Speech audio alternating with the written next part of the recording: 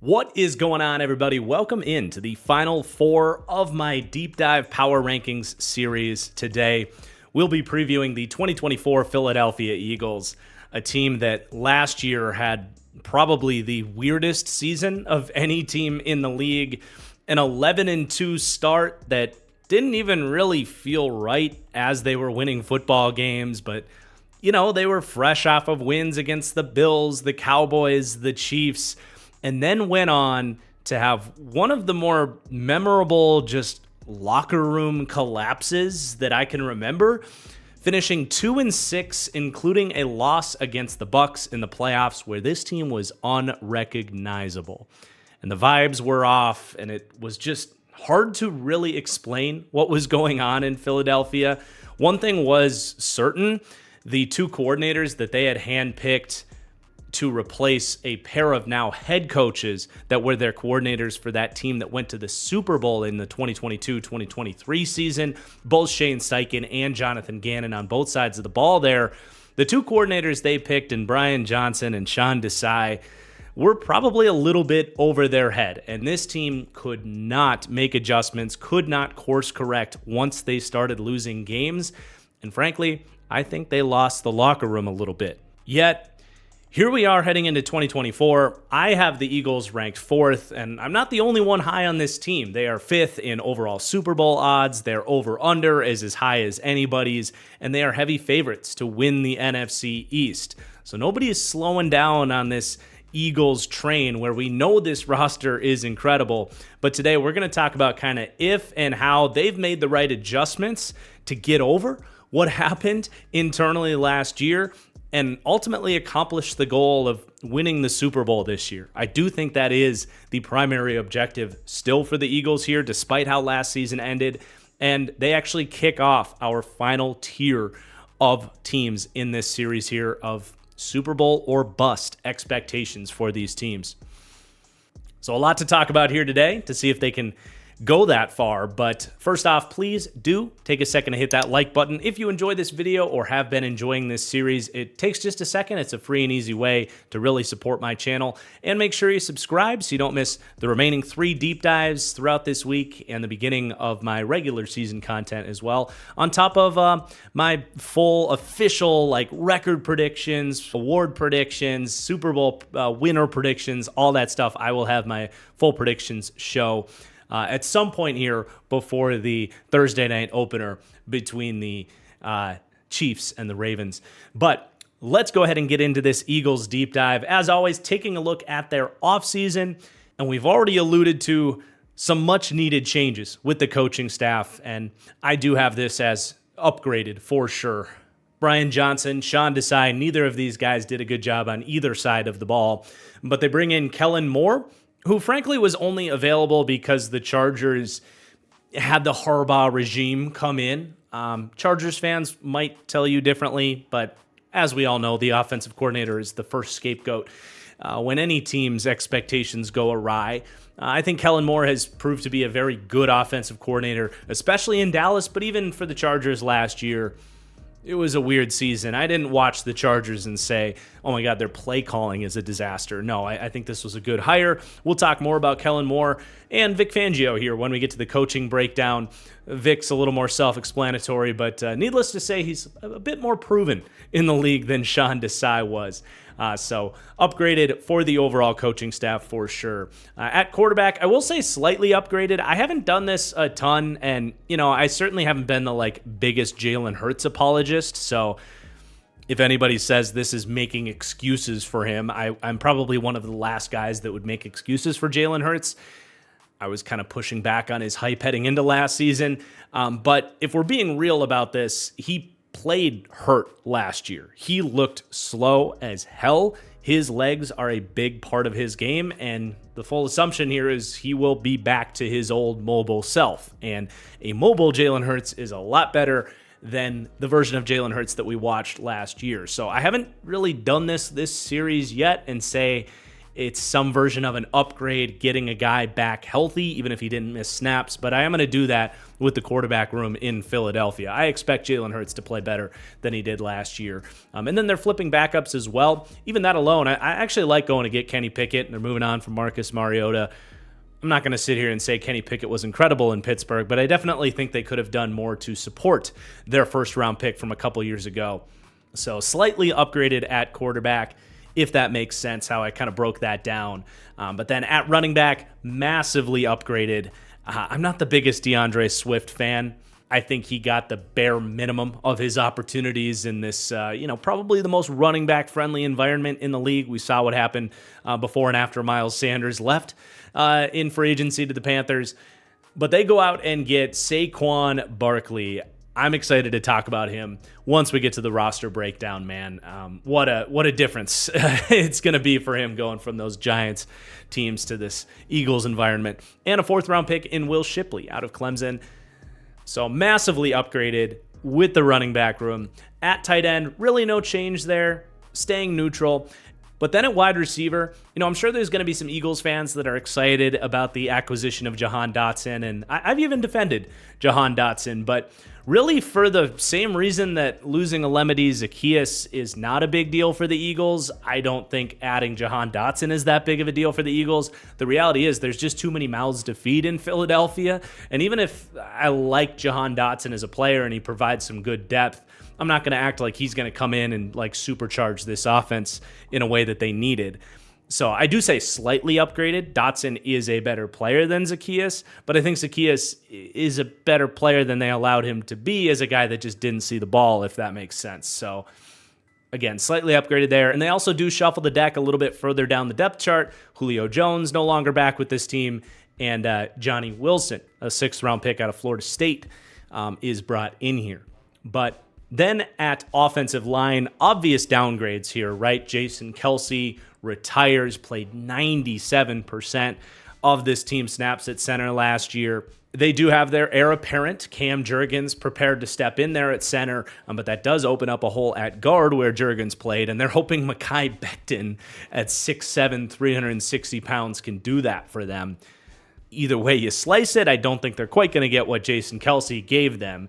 And then Sua Opeta was kind of their first man in off the bench last year. He's gone, and they draft Trevor Keegan in the 5th round out of Michigan. But I don't think anybody's going to argue downgraded with the offensive line. Then you look over on the defensive side of things with the interior of the defensive line. I will say to be determined here. Fletcher Cox still played well last year, but you could also argue he was a little bit of a bottleneck or roadblock for the opportunities of Jalen Carter and Jordan Davis. Those guys going to have to step up into entire full-time roles now. Could the combination of those two guys be better than Fletcher Cox taking a lot of those snaps at 34 years old? I think absolutely. It's not a guarantee, but I think they're very well equipped and comfortable enough seeing Fletcher Cox retire here. And then they did go poach Byron Young, a 3rd-round pick from the Raiders last year, who did not make the team. But then on the edge, I'm actually going to say neutral. Hassan Reddick traded to the Jets after they signed former Jet Bryce Huff. We're fresh off of the Jets deep dive, so it feels like we just talked about this whole thing. But Reddick did take a step down last year, and if Huff is what he was last year, that's a better player than Hassan Reddick was for them last year. But Reddick maybe projects to be a better player next year. Maybe he doesn't. I don't know. It's tough to decide necessarily who's going to win this year, But ultimately, I'm going to take the cop out and just say neutral. I think it was a fair flip.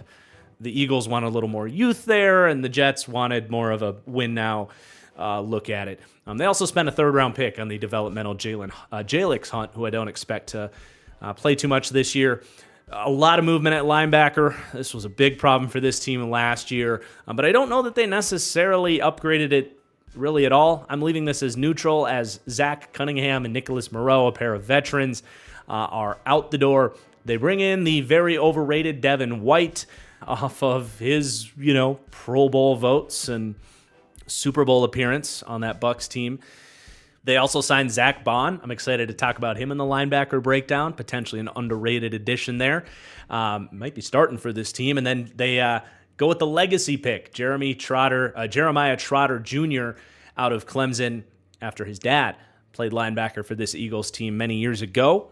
But then at cornerback, this was maybe the biggest focus of their offseason. They double dip at the top of the draft. Quinyon Mitchell out of Toledo, myself and most people's number one corner in this draft, and then Cooper DeJean as well, or Dijon, as I've since been informed is how you're supposed to say it.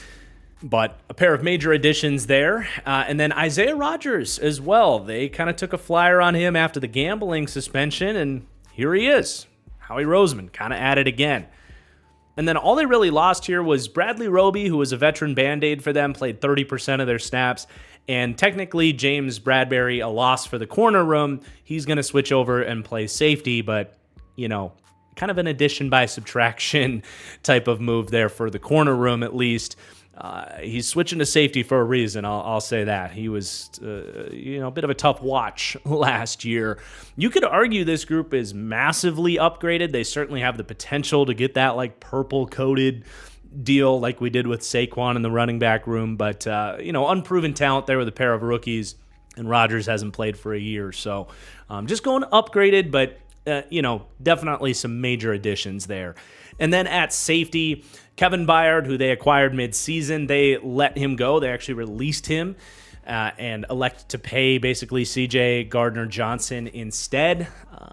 I guess slightly upgraded. I don't know. That might even be generous. It might be more of a neutral there, but I will lean towards slightly upgraded just because Byard is getting up there in age and struggled to end the season last year for sure. And then Terrell Edmonds as well. Played about a quarter of their snaps last season. He was a part of that Byard trade, and then no change with the special teams there. Overall, a very good offseason. Howie Roseman, the kind of he can't keep getting away with it meme, definitely had its moments over the course of this offseason. Really fun draft.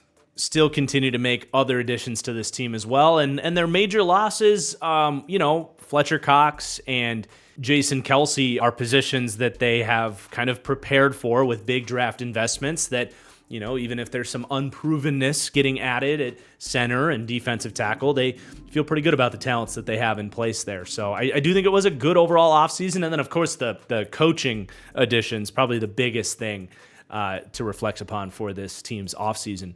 And that'll transition us here to talk about that coaching staff a little bit more in depth. And I do apologize, a storm just rolled into downtown Charlotte here. I don't exactly have a lot of time to get this series done and take a break to let the storm go through. So hopefully it's not affecting there you go. There's a thunder crack right there. But hopefully it doesn't affect the audio too much here. But the Eagles coaching staff, you guys will have to let me know how much of a hot take this even is. But is there a coach in the NFL more on the hot seat than Nick Sirianni? Man, you go back a couple years ago, we talked about how it's kind of discouraging that his offenses, he was hired to be this offensive guy out of Indianapolis, and his offenses really didn't have an identity. They weren't very good. Jalen Hurts had his moments with his legs, but had never really been tapped into through the air. He forfeits the play calling, gives them over to Shane Steichen, who's since left and done incredible things in Indianapolis already, but Steichen leaves and they're back to square one. Brian Johnson couldn't get things going. Nick Sirianni certainly couldn't step in and fix this offense as the year went on. As a supposed offensive guru, he has been far from it. And then you see how the kind of overall culture and direction of this team fell apart. It's kind of one of those, what is it that you do here types of situations with Nick Sirianni. Frankly, they could have fired him after what happened last year, and I would have completely understood. Now, they bring him back, probably giving him some benefit of the doubt because this team has won a lot of football games over the last few years, but how much have we praised how talented this roster is in that time, right? They have, over the last 2 years, even though they went to a Super Bowl, you factor in how last year ended, you could argue this team has underachieved under Nick Sirianni. And I don't know how much Eagles fans agree with me on that or not, but We aren't ranking rookie head coaches in this series, which means there are 26 head coaches ranked for this series. Nick Sirianni comes in 24th out of 26 for me. I need to see something here, man. And even this year, it's like, it wasn't a situation where he was like, I'm taking play calling back. I got this. We're going to be fine. No, he went and brought in Kellen Moore. He brought in Vic Fangio, two kind of like relatively established sort of directors of their side of the ball, if you will. And he's still kind of somewhat in this CEO spot for this team that, I'm not saying the players in the locker room hate him or don't believe in him or that he doesn't have any leadership qualities at all. But man, if things don't turn around here with these two hires, there's going to be a lot of finger pointing going on. And when the guy in charge of your organization isn't really bringing much to the table, these NFL players aren't dumb. For the most part, they've all seen what a great coach is supposed to look like. And if they lose this locker room again, I would be stunned if Nick Sirianni keeps this job. Now, it doesn't necessarily have to go in that direction.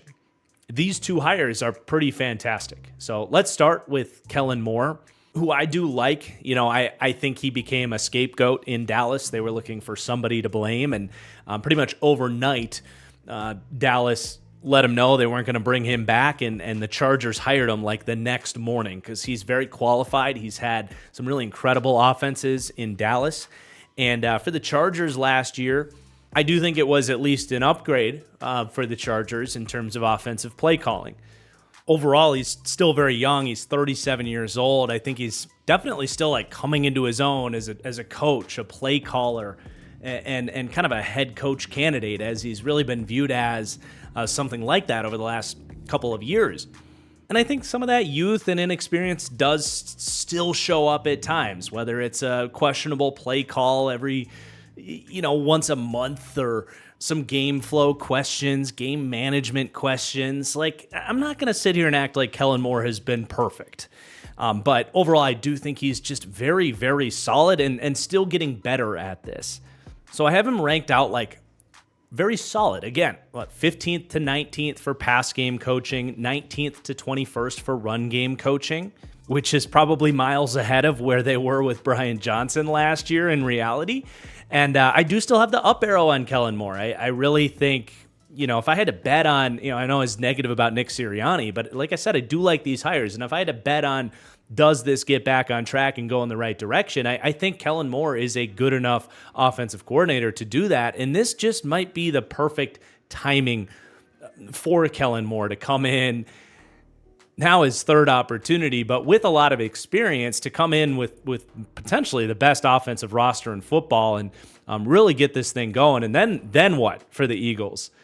They might be forced with a tough decision of do you keep the kind of deadbeat Sirianni, or do you let someone else go poach Kellen Moore if he's balling out here? It will be an interesting thing to follow, I think, if things do go well here.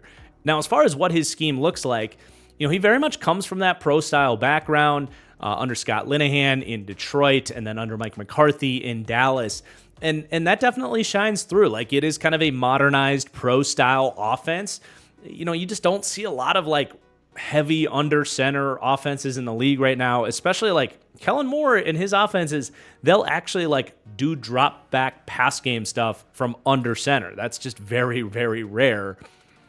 Now, with Jalen Hurts here, it is worth noting, this offense has been essentially a spread style offense since Shane Steichen took over. And I do think it's going to be a challenge for Kellen Moore to kind of look at Jalen Hurts being a guy that has been almost an exclusively shotgun NFL quarterback and college quarterback, and, kind of molding Hurts' skill set with what Kellen Moore wants to do in his scheme. How much does he want to put on Hurts' plate in more of a pro-style system, and how much does he want to kind of peel back and accept a lot of the stuff that the Eagles have done, which, a lot of it's been gimmicky stuff, and teams definitely, I think, caught on to a lot of the stuff that they wanted to do last year and started to kind of cut off a lot of Hurts' first reads and shut down some of their go-to plays. But there has been a lot of stuff that has worked in more of this spread-style system that Kellen Moore hasn't necessarily done. And just as great offensive coaches do, they cater to their player skill set. So it will be fun to kind of see that where that middle ground meets. And I think that will ultimately decide how good of a job Kellen Moore is doing here. I think Hurts needs a little bit more of the pro style stuff. The Eagles need a little bit more of that to kind of broaden their horizons, raise their offensive ceiling. And I think Kellen Moore would also be dumb to not pull from the stuff that has worked here. So it should be some different version of the Kellen Moore offense that we've seen with, guys like Dak and Justin Herbert, who are more guys that are going to try and pick you apart from the pocket.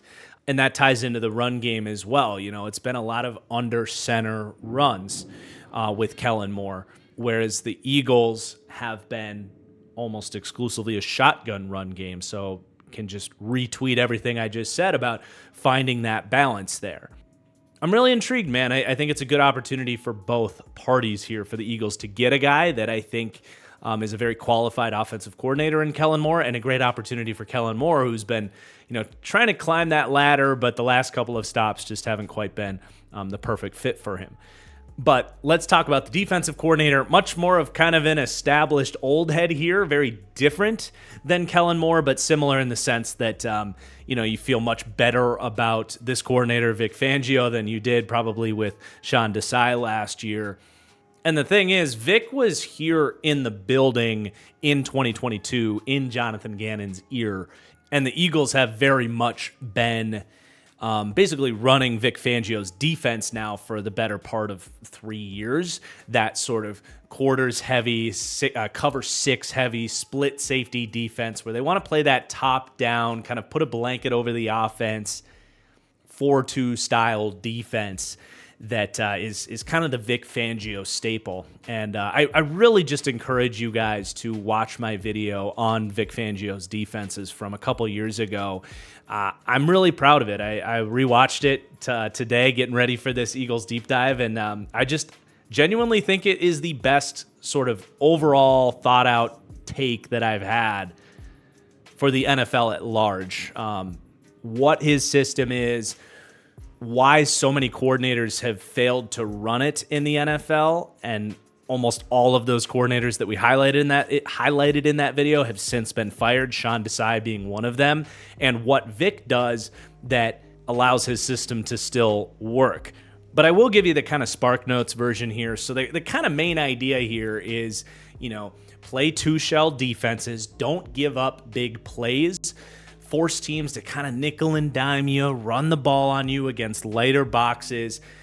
And then if you do happen to let them into the red zone, the idea is you'll tighten up, that space reduces, and you can play that sort of bend, don't break style. But on top of that, the idea is we're going to start with 2 high safeties, and from that pre-snap structure, these guys can rotate up and down into any type of defense. And the theory behind that is we're going to paint the same picture pre-snap, but we could be throwing anything at you post-snap. And the hope is that you will confuse quarterbacks and force mistakes with bad reads, put your defensive backs in a position looking at the quarterback from zone coverage assignments, that the second you force that mistake, you can capitalize on it and get an interception. So get after it up front with 4, in between the 20s, try to cause confusion, force interceptions, but the second you get into the red zone, we're going to really tighten up. And Vic kind of captured the NFL with this style, a league that had been almost exclusively a cover 3 single high type of league, really started to try to replicate Vic Fangio's defenses. And I think we saw 2 things. Number one, his disciples thought you could just run cover 4 all the time, or cover 6, which is, cover 4 to one side of the field and cover 2 to the other side of the field. Reality is you can't do that. There is still an aspect of being a defensive coordinator where you have to recognize situations and say, hey, on 3rd and 3, let's not allow a free throw to the flat. And Vic is good as a defensive coordinator to, still use his coverage structures at the right time. He'll also blitz a little bit more than we've seen from the Joe Barrys and Joe Woods and Ed Donatells of the world. Mix things up just enough so you're not overly predictable. And for that reason, you do think Vic Fangio is going to be able to step in and still be an excellent defensive mind. I think Sean Desai was one of those coaches that was just allowing free releases into the short to intermediate game unchallenged without really game planning or adapting to what his opponent was going to do to attack them on any given play. But I will also say, because the league saw so much of this defense over the last 4 years, offenses have kind of caught up to what Vic Fangio and his disciples are trying to do.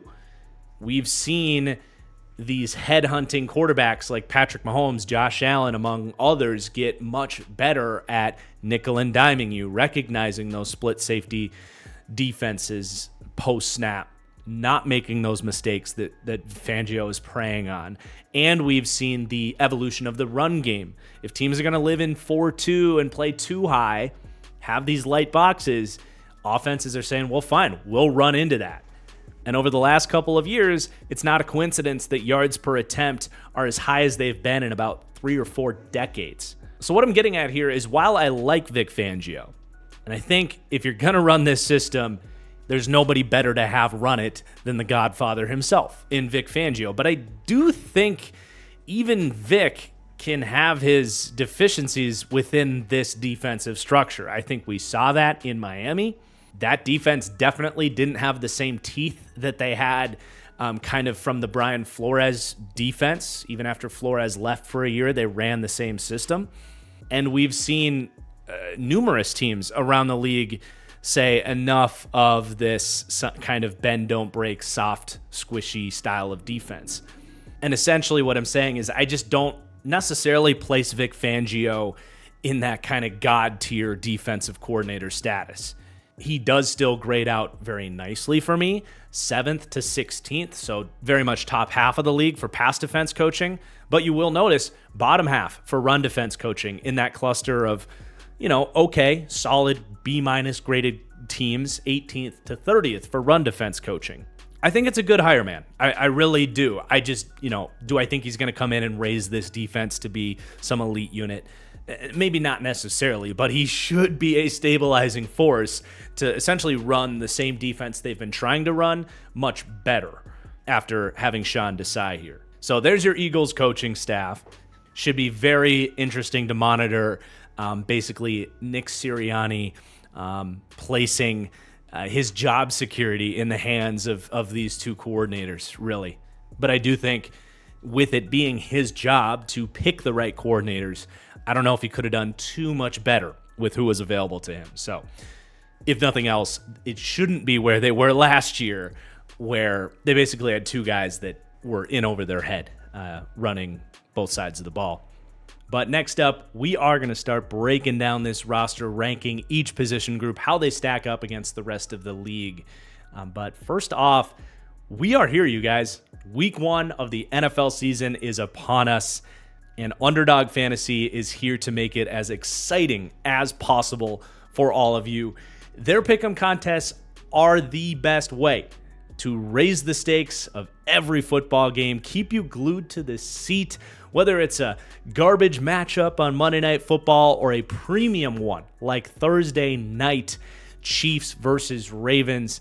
Their pick'em contest, where you put together your lineups, picking player stats, anything from passing yards to rushing touchdowns to receptions, higher or lower. You string together your pick'em slips and can get massive payouts. And Underdog is looking to help you get your season off on the right foot with a free Travis Kelce pick. All he needs is 1 total yard. Do you think he can get it against the Ravens on Thursday night? Well, go sign up at Underdog using promo code TFG right now. You'll support my channel in the process as well. But I promise you, you will not regret having Underdog right there available for you to fill out these pick'em slips for, whether it's an individual primetime game or the full Sunday slate. It is just the best. So scan that QR code or use promo code TFG at sign up, and they will give you up to a $1,000 bonus match right now, which is incredibly generous of Underdog. And they have been very generous to partner with me for this series. So go show them some love, give the channel some love. Thanks again to Underdog Fantasy, and let's hop in to this roster breakdown. And that's going to start with the quarterback room and Jalen Hurts. And it's kind of nice compared to last year where when we made this video, Hurts was coming off a Super Bowl appearance, second in MVP discussions. Most people were saying he's a top 5 quarterback in the league. And I felt like I had to be the bad guy to kind of come out and kind of pump the brakes on that a little bit and be like, yeah, Jalen's nice. Don't get me wrong. But top 5?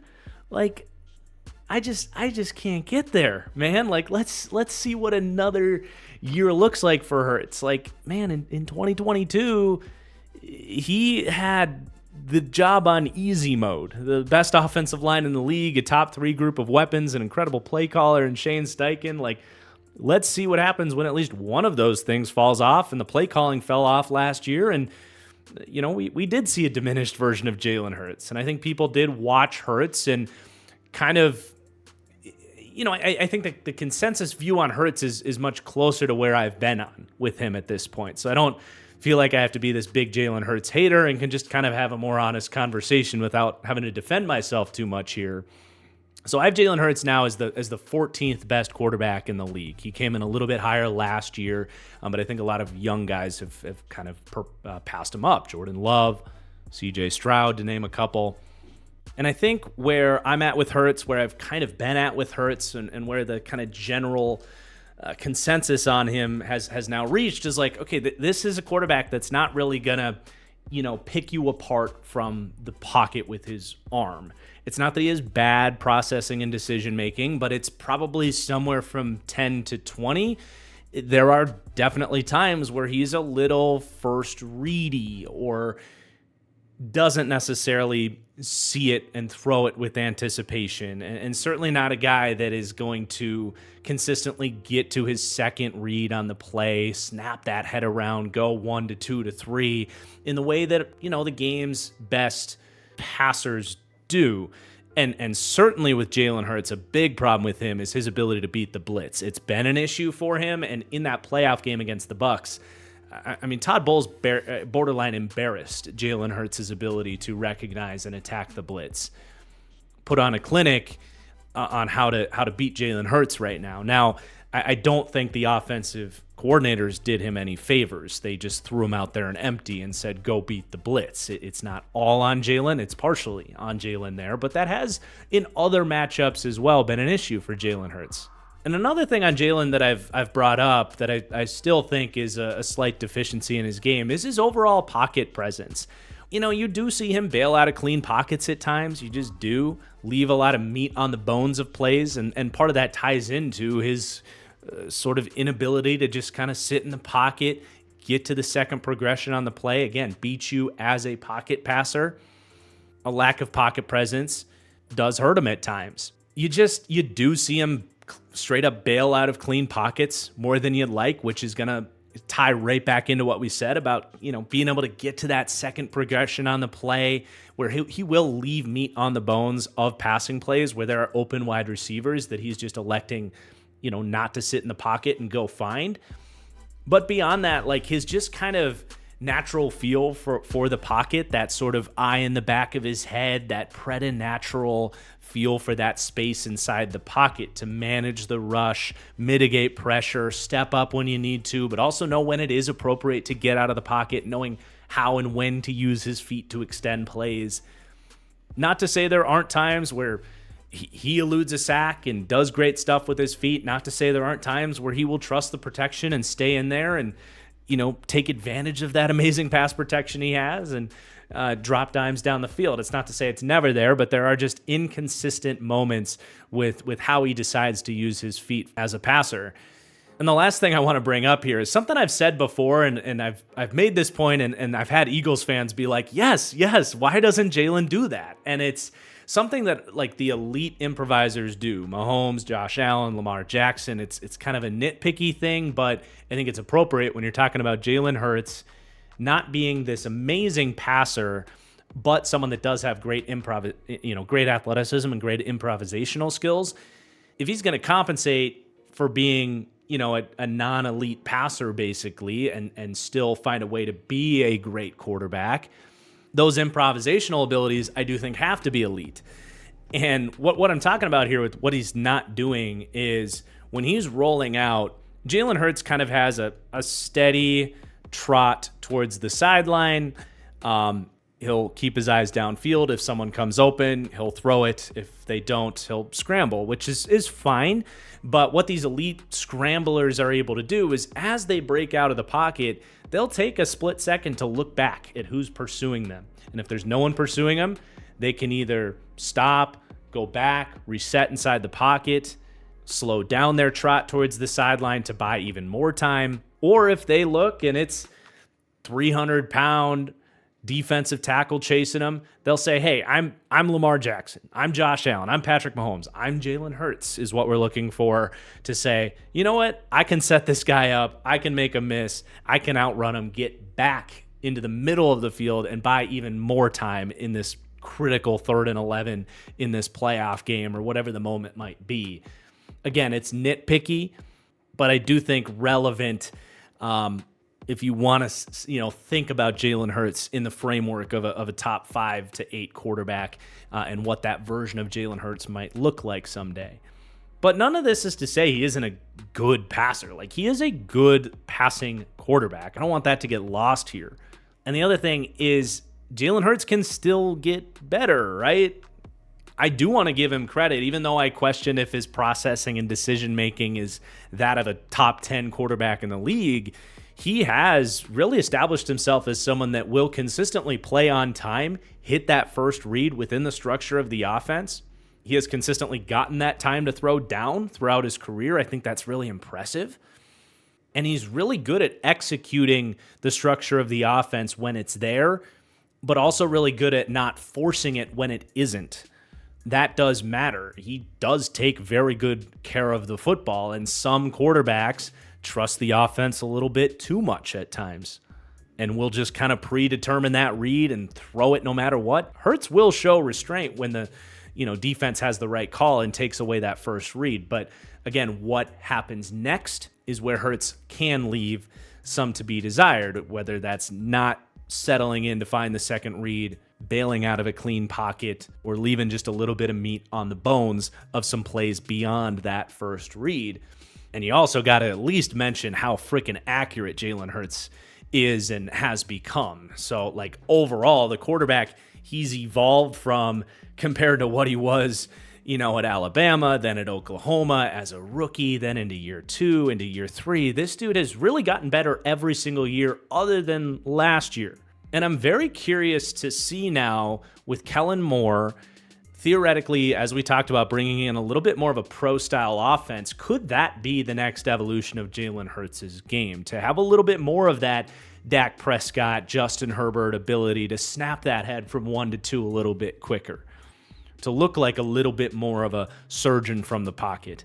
I don't think Hurts has shown to do that yet, but as I've said in the past, I'm never again going to question if Jalen Hurts can get better at some of this stuff. And I think it's also fair to wonder if the staff had reached a point with Jalen Hurts where they basically told him, hey, it's going to be first read and run here. Don't worry about it. And I think that might have been useful to get Jalen Hurts to this point in his career, right?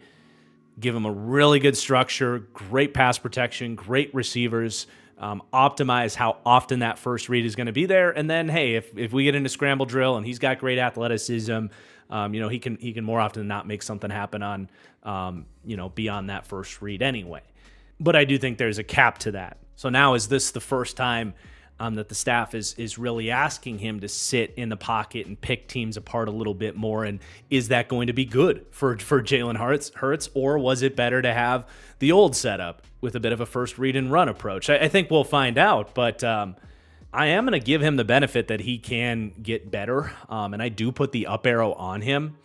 And another thing is, a big reason last year was the first year in about, 5 years going back to college that Hurts didn't actually get better, is because he couldn't run in the second half of the year. And I don't know the exact specifics of what the injury was, when exactly it happened, but what I do know is watching the film on Jalen Hurts at the end of that season was weird. He could not move.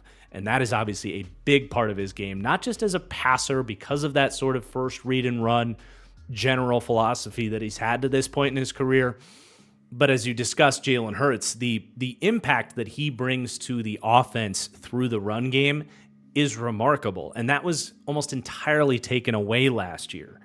And I don't think people talk about that enough when we talk about how the Eagles fell apart last year. You know, that read option game, the numbers advantage, and just the actual running ability of Jalen Hurts and what he brought to the table there, it was like a vintage, non-negotiable part of the Eagles' offense and that spread design that they had.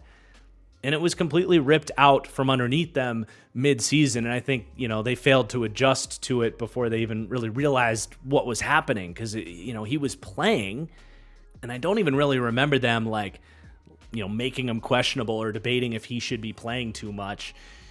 But it clearly impacted, you know, the overall offense through the run game, and it impacted Jalen Hurts, you know, across the board as a passer too. So I do think him being fully healthy is a big reason to believe that the Eagles will be much better off this year than they were in the second half of last year. So that's where I'm at with Jalen Hurts. You know, he comes in as my 14th overall quarterback, which is a little bit lower than I had him last year, but that's much more because of like the emergence of some of these young guys like Love and Stroud, who I think have kind of passed him up at this stage. But again, that's not to say he can't get better, that he can't very quickly re-enter the top 10 quarterback sort of conversation. I do think he, for all the things we talked about, he still has a lot to work on before I'm anywhere close to entertaining, you know, comparing him to Patrick Mahomes like we were a year ago. But even if he is what he is right now as a good passer and a damn near elite rushing threat, that is absolutely a quarterback that you can win a Super Bowl with.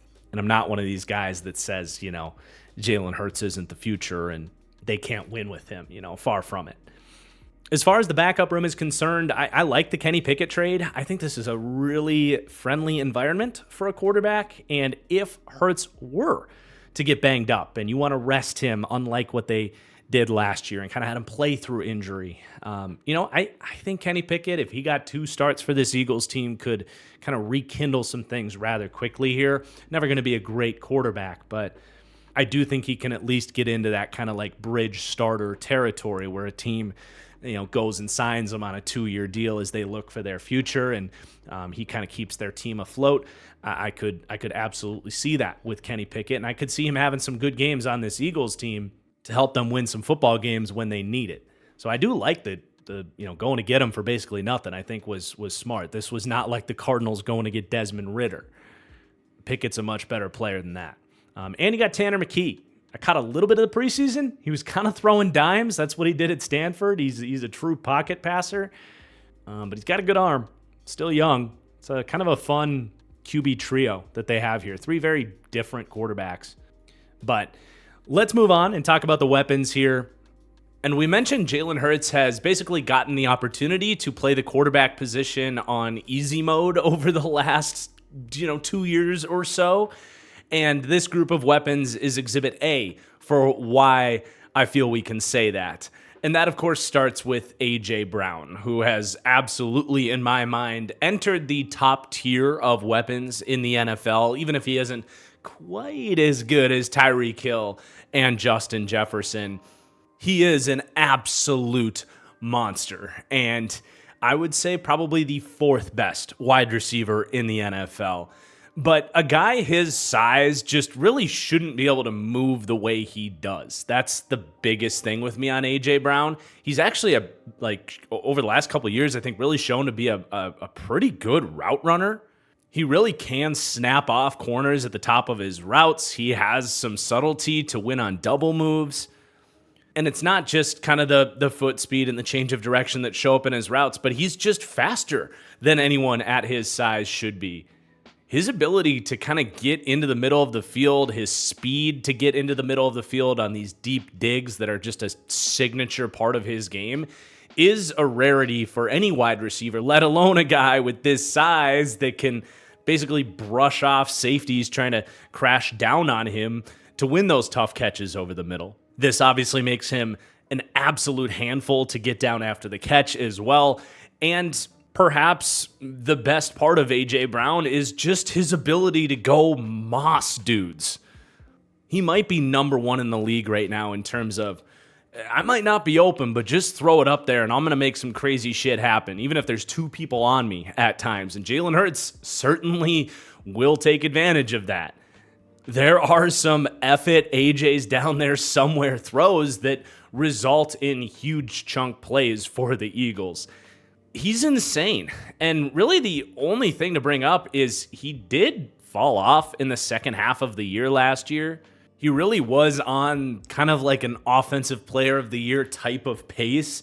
He had 6 straight weeks of over 125 yards in every single game from weeks 3 through 8. And then it's not that he was bad in the second half of the year, but he definitely didn't play really at the level we've described him or that he did in the first half of the year. Down the stretch, and he was dealing with an injury that ultimately kept him out of that playoff game. And I do think that's something that I've almost never seen brought up, is the fact that AJ Brown wasn't available for the Eagles in that playoff game against the Bucs. That's their best freaking football player. And perhaps, we've over-discussed the dysfunction of this team a little bit and under-discussed, well, they didn't have AJ Brown in that game. It might not be quite to the level of it, but it's not far off to say that's like the Dolphins playing without Tyreek Hill, or the the Vikings without Justin Jefferson, the Cowboys without CeeDee Lamb, just because they have other good players to throw the ball to in this offense. They're not as good as AJ Brown, so you definitely want to see him recapture that greatness, that eliteness that he really had in 2022 and the first half of 2023. I'm not too worried about it, but it is something to monitor, at least, that the last 2 months, the recency bias on A.J. Brown might lead to some people to be a little bit lower on him, but not me. I think he can get it back. And then you have Devonta Smith, who I think if you just picked all of the true number 2s in the league right now, and you took out maybe some guys like Keenan Allen, Stephon Diggs, who, have been ones that are now on the back end of their career traded to somewhere where they're the number 2. You take those kind of types out and just ask, who's the best real, true number 2 wide receiver in the league. I think Devonta Smith is neck and neck in the conversation for the best number 2 wide receiver, with maybe Jalen Waddle and T. Higgins, perhaps a few other names in the mix there as well. But amidst those guys that I would just argue haven't really shown to have the full-on production and skill set of a true alpha number 1 wide receiver, Smith probably has the tape and the skill set to still say that he probably could be. And, while they were missing A.J. Brown in that Bucs game, Devonta Smith did step up, having to be the number 1 wide receiver. Probably his best game of the year, getting 8 catches for 148 yards, showing off the routes, the run after catch ability. He really has the complete package. He continues to prove that, even though he's such a slender player, he plays above his size, really his frame, because he's not short, right? He's 6 foot. He's only an inch shorter than A.J. Brown, but it's actually quite funny that you have the thickest wide receiver in A.J. Brown and the thinnest relative to their height, maybe in Devonta Smith here on the same team. But he's been a pretty good contested catch ball winner, 40%. It's not where A.J. Brown is, much closer to 50%. But that was maybe going to be his shortcoming in terms of his projection to the next level, and it really has been closer to a strength on him than it has been a weakness. So I do think he has kind of the complete skill set that you would use to describe that sort of alpha wide receiver, a guy that can line up inside and out, threaten to all 3 levels, be a threat after the catch, win tough catches. He does everything, but I do think he's stopped just ever so short of doing those things with the consistency of, obviously, your tier 1 guys like A.J. Brown, CeeDee Lamb, but even that next crop of guys that are still alpha wide receivers, maybe DJ Moore, Amari Cooper. Even those guys are turned up just a little bit more than Devonta Smith. And I think it's fair to wonder, if he's kind of capped out as like the best number 2 wide receiver, where he really isn't the fastest guy, he's obviously not the biggest guy. Is he just slightly capped in terms of like overall dominance at the position relative to other like top 10 to 15 guys at this position?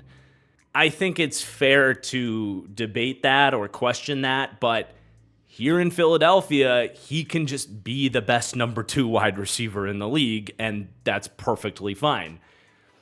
And that's obviously an elite starting point for the Eagles. But then you have Dallas Goedert, who's anywhere from a top 5 to 8 tight end in the league right now. I mean, a couple years ago, he was easily 4th or 5th. There's some other guys that I think have brought a little bit more explosiveness to this position. And Dallas Goedert has, I would say at least last year, slowed down a little bit. We'll see if he can bounce back. He's 30 years old this season. But, 2022, 2021, he was a 65% contested catch win rate type of guy, close to 2 yards per route run. PFF receiving grades, 83.5, 91. Like, he was way up there. Last year, things definitely dropped down. He was 40% contested catch win rate, a career low 1.3 yards per route run. First time in his career, he was under 10 yards per reception. And just total receiving yards, he only had 613 compared to about the 900 that he had the 2 years before. So he's not that old, but did have a fall off last year. We'll kind of see where that regression arc lands. We've talked about this throughout this series. Regression isn't always linear. Yes, some guys get older, but just because they had a bad year at 29 years old doesn't necessarily mean they're regressing due to age. They could have just had a bad year or been dealing with some injuries or something like that. So I think it's possible that he's just getting older and not quite what he used to be, but I think it's also possible that he can get back to that 2021, 2022 version of himself, which is a superstar tight end, a dominant ball winner, someone that can get open within his routes, really nasty after the catch type of guy when he's in his prime. And even now, he's still good at all of those things, very good. So even if he is just what he was last year, they'll happily take him. But I do put that up and down yellow arrow on him to say he could continue to regress here, or he could bounce back to what he was the 2 years before 2023. And then you have Saquon Barkley, who I want to talk about him before Jahan Dotson, because I'm kind of just going down the pecking order in terms of where the target distribution will be here, I think. And this team hasn't historically thrown the ball to their running backs a ton, but I do think with the new offense coming in with Kellen Moore, that will be a much larger thing that they're hitting in on with Jalen Hurts. Like, hey, it's okay to use your safety outlet, check it down a little more than he has in his past, which is basically nothing. I mean, Jalen Hurts' check down has been him scrambling.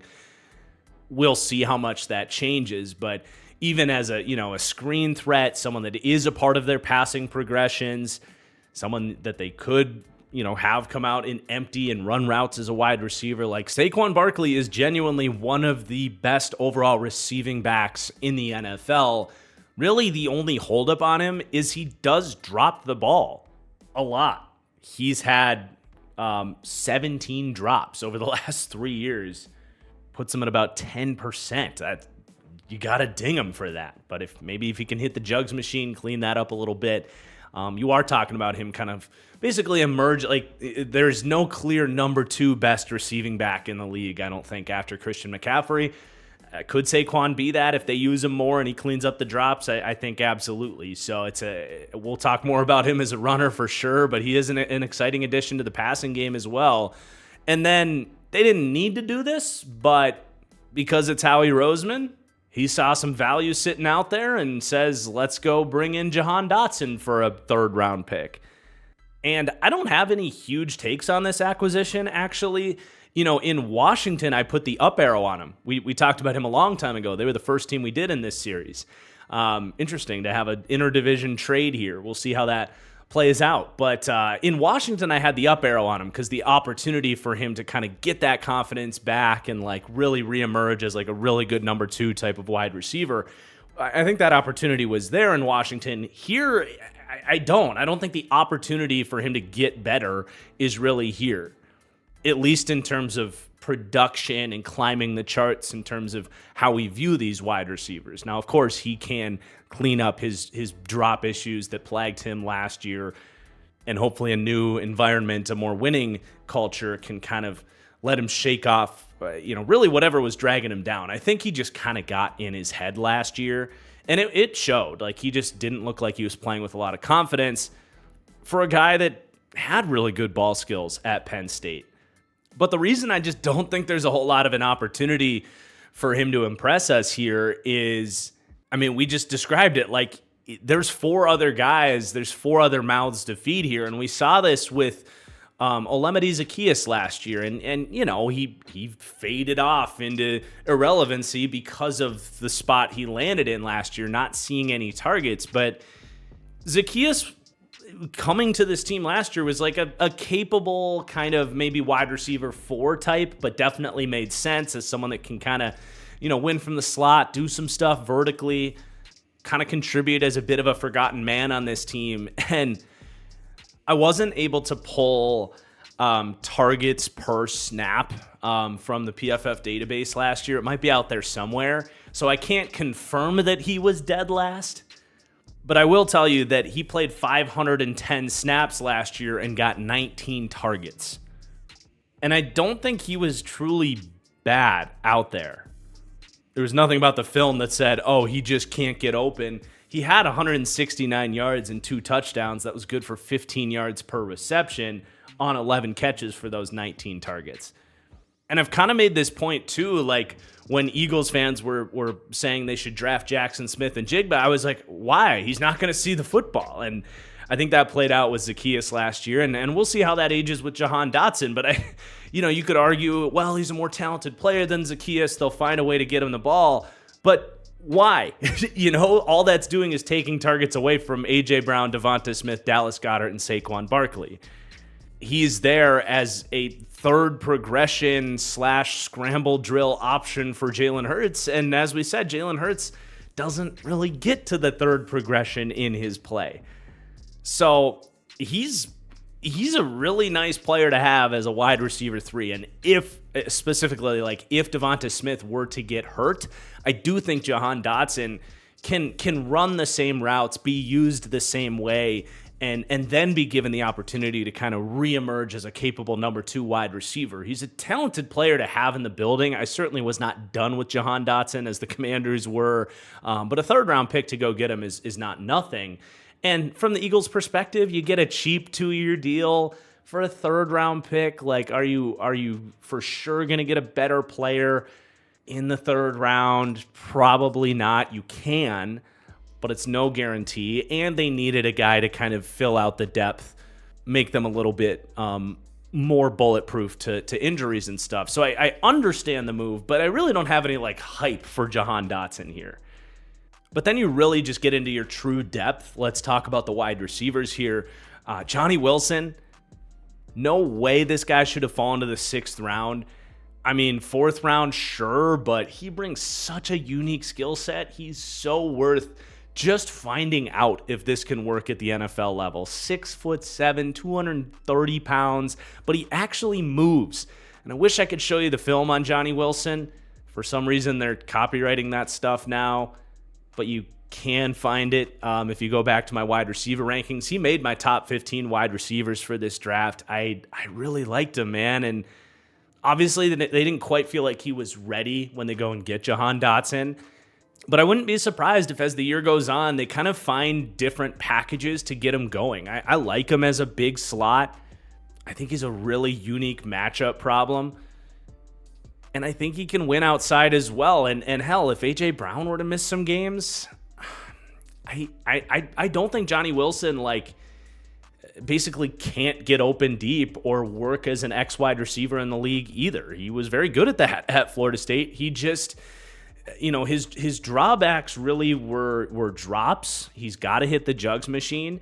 And because he is so tall, it's weird because he has a great catch radius and he makes some really incredible plays. But if you're throwing him a back shoulder or if that throw's just a little bit off, he doesn't really have that body balance, that body control to contort himself and make, I guess, those awkward angle catches that a lot of the wide receivers in the league can.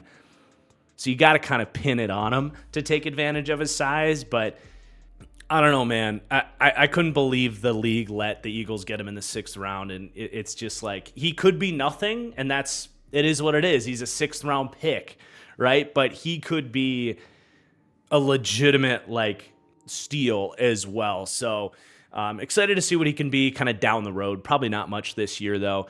Britton Covey's their return guy. And then Aniyah Smith as well is on the IR designated for return. Both those guys are kind of, return specialists, really. I think they do also have Paris Campbell hanging around in the practice squad for, emergency situations. But, you look at the depth chart and say, okay, it's basically just Johnny Wilson and nobody else. You can see why they wanted to go get Jahan Dotson, even if it's more of an insurance play than we're going to, ramp up this group of weapons even more. Then as of this recording, they only have one backup tight end on the roster, Grant Calcaterra, who kind of fits into that receiving tight end mold, a little undersized, but is fast, has, I would say done okay with the targets they've given him. So he's a piece. They could go 12 personnel with him in Dallas and have some nice complementary balance there if they want. They probably will do some of that stuff. And then they do still have Albert O, who they went and got from Denver. A lot of people like him because of his theoretical upside. I don't know. I'm not holding out for it anymore, but he is also on IR designated to return. And then you do have a pair of really good receiving backs behind Saquon Barkley, Kenneth Gainwell and Will Shipley. Kind of two peas in a pod there. More like undersized gadget type backs. I got a lot of hate when I said Will Shipley could be Reggie Bush. I really liked Will Shipley. I was talking about NFL Reggie Bush, who was an awesome receiving back and an okay runner of the football. I will talk more about Will Shipley in just a second here. But, the Eagles' weapons come out in that A tier, very close to the top in this league, loaded with weapons, 3rd to 4th in the league, and obviously are a huge reason why the Eagles are as good as they are, But let's have that conversation about the running backs as contributors to the run game here. And pretty freaking hard not to get excited about Saquon Barkley signing with the Eagles. When he did that, it was just like, ooh, that's nice, man. And the other thing, too, is we've gone so far down this path of running backs don't matter, you can't pay them, yada, yada, yada.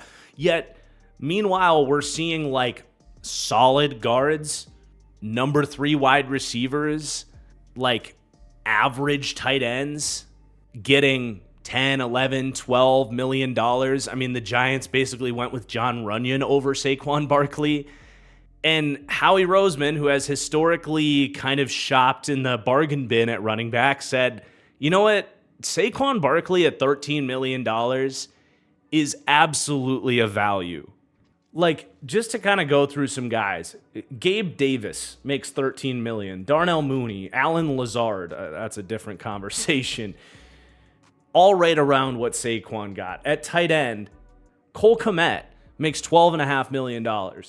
Dalton Schultz, $12 million. Cesar Ruiz, Nate Davis, James Daniels at guard. The league kind of let this you can't pay running backs narrative keep going down the same track. Meanwhile, the cap kept rising and everybody else's, contracts kept going up. Running backs have only come down. And Howie said, that's enough. Let's go get Saquon in here in not just the best environment Saquon's ever had. That could have been something Saquon could have had signing with 26 teams in the league, because it's been just such a disservice for him to be behind that Giants offensive line for all these years. But not just give Saquon the best opportunity he's ever had, but the best opportunity for a running back in the NFL. Look at what Miles Sanders and DeAndre Swift have done here over the last couple of years. Been towards the top of the league in running, in yards. I would argue those guys got the bare minimum off of what was available behind this offensive line, and with Jalen Hurts as that design run threat that just creates these wide open rushing lanes for these dudes. And you now put maybe the best home run hitting running back in the league outside of Christian McCaffrey, because Christian is just in a different tier right now. But Saquon absolutely still has that juice, the breakaway speed, the ability to, still make guys miss when he's bursting into the second level. He's going to bring a whole new layer to this offense. Like, DeAndre Swift had that one game when he went Super Saiyan last year against the Vikings. And I think everybody watching that was like, oh my God, the Eagles are going to be unstoppable. And then he just went back to being DeAndre Swift and wasn't really too much of an impact the rest of the year. He was okay. That's probably not going to happen with Saquon. You could get that week 2 DeAndre Swift here basically every single week. And I do think it's like more than possible for Saquon to lead the league in rushing, have an all-pro type of season. And I even put the freaking up arrow on Saquon because he's never had anything on the same planet in terms of, an environment conducive to running back success like he's had here. So I'm really excited for this addition. Saquon is one of my favorite players in the league, one of my most favorite prospects I've ever watched, and it's been really hard for me to watch him be just like pretty good, really good in some seasons, but like this is genuinely one of the most talented football players that has entered the NFL in the last 5 to 10 years, and we haven't really gotten to enjoy that. I think we might be able to. And he gets to return home, right? Going back to Pennsylvania. So really excited for him here. And also, like, it's his backfield, man. They really haven't put anybody in here that's going to threaten Saquon's opportunities. I like Kenneth Gainwell, but, man, I'm not going to lie. He has disappointed me last year and really as of late. Once upon a time, I might have told you this is the next Austin Eckler, and he just hasn't been that as a runner and really as a receiving threat either. I don't know if he was hurt last year or what, but his speed, his elusiveness was not there. Maybe he can get that back, and I can get excited about Kenneth Gainwell again. But I think quite clearly they're getting ready to kind of let him go as they draft Will Shipley in the 4th round, and I am excited for Will Shipley. Again, I don't know how much he's going to play here. This is, Saquon's going to have as close to a, feature bell cow load here as you're going to find in the league. But down the road, if they find an opportunity for Will Shipley, I do think he's a really talented back, man. Really underrated speed, foot speed as well to shake guys into the second level, make linebackers miss. Really good change of direction and acceleration. Just a phenomenal overall athlete. A gritty runner. Runs with, had some more kind of tough runs than you would expect for a guy that's undersized at the position, but he's not horribly undersized.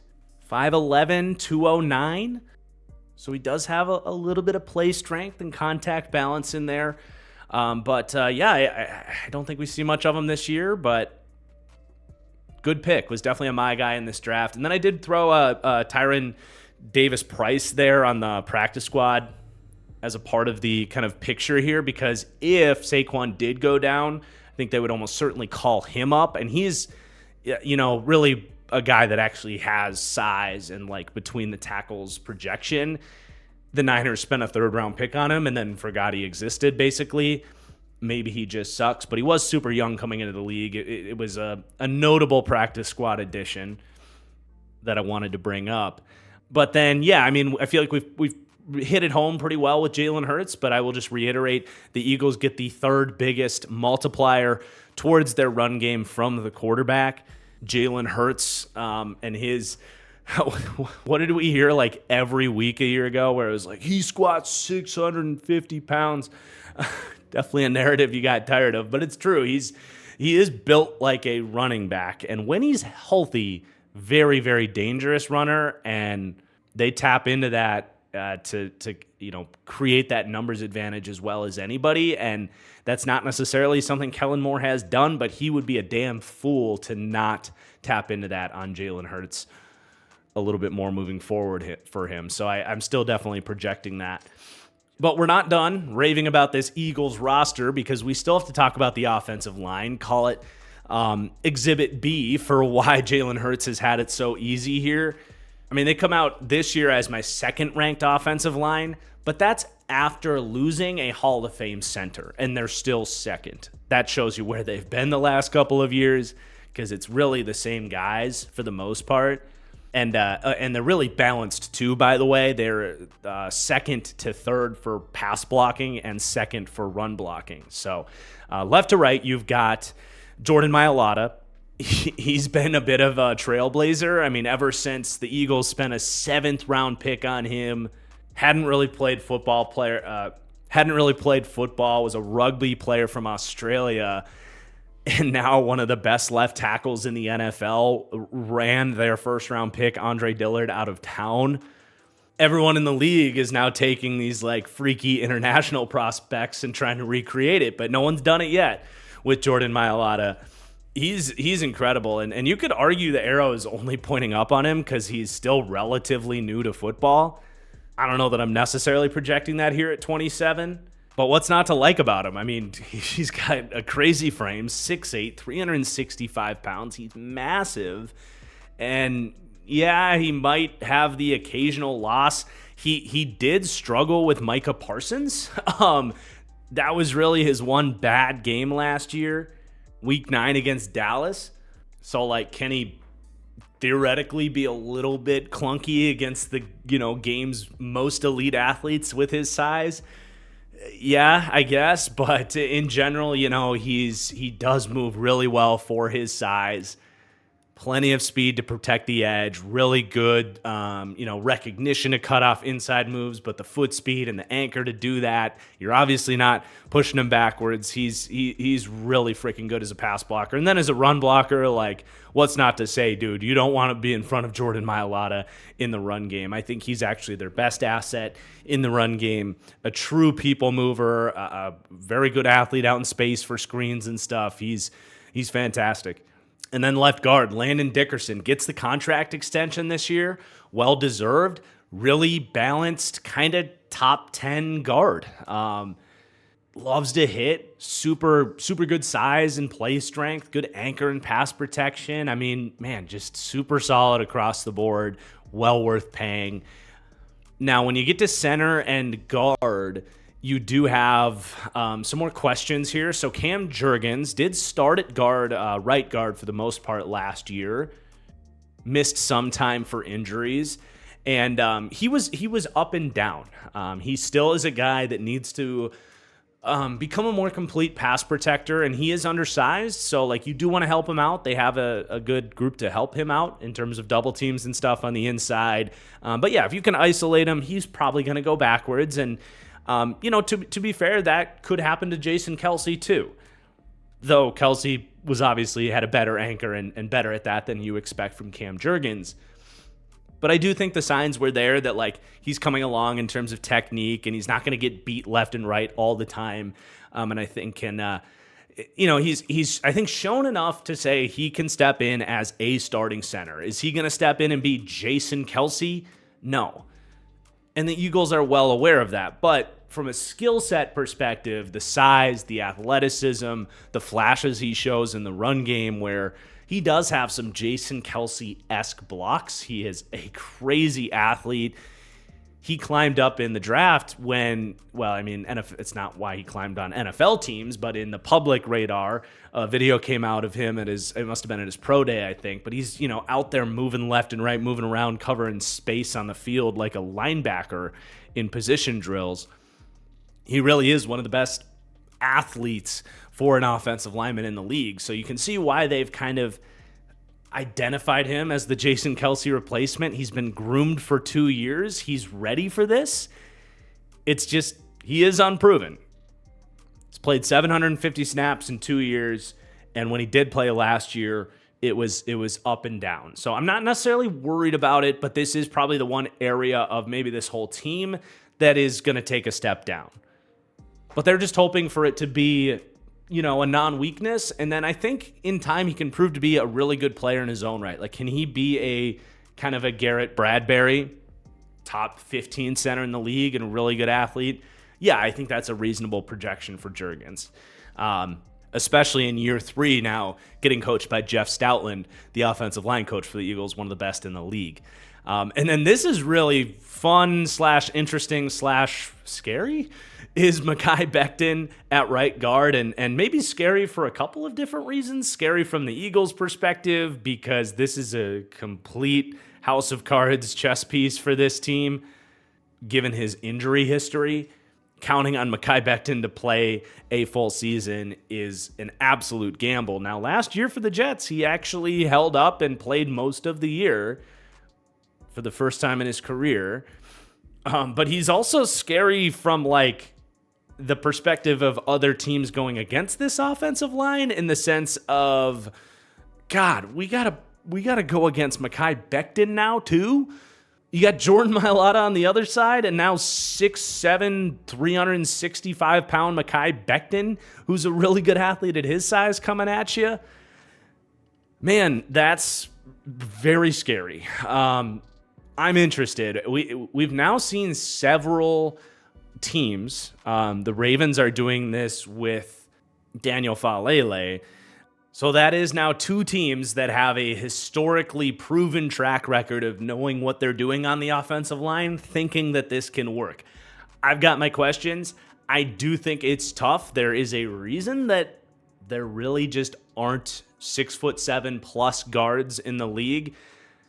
And to be fair, Mekhi Becton's 6'7", Mailata's 6'8", and Becton is actually shown to be at least a decent player when he does play, unlike Mailata. But there is something to be said about being that tall going against the body types on the interior. Like, you think about Becton trying to get in the middle of the trenches and block some guys like, Ed Oliver, for example, or Justin Madubuike, maybe a Grady Jarrett, or Murphy for the Seahawks, the rookie. Like, these 6'1", super quick, super compact dudes. Becton he's way up here with slower feet. I'm showing the video of me, like he's like the what is it, Sully in Monsters Inc. trying to catch Boo. That's like what I picture Mekhi Becton against certain matchups. So we'll see how this works, and we'll see if he can stay healthy. But it is fascinating. It's definitely a wild card. There's no other way to put it. And as we'll see, there's not a lot of great depth here either. So we'll kind of circle back to that. But definitely some questions opened up overall for center and right guard. But you got Lane Johnson at right tackle. And this dude's incredible. So PFF tracks true pass sets versus maybe a play action drop back. But just, traditional pass sets. They track those.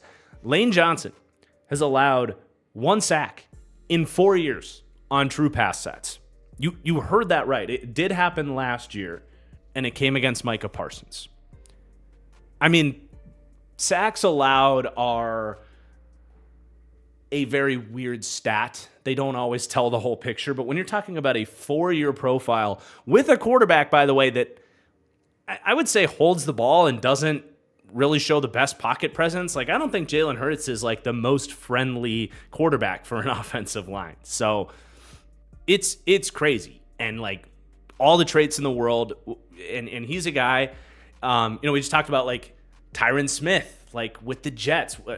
A big reason I'm still confident that Tyron Smith can kind of get things back on track is we talked about Lane Johnson needing to retire 3-4 years ago because he started to miss time and was getting up there in age. But because he's a super freak athlete, he's a Hall of Fame talent, he's gotten things back on track and is still playing some of his best football at 34 years old. I mean, modern sports science is crazy. And Lane Johnson's still an elite player, right in the conversation, I would say, for the best tackle in the league, not named Trent Williams.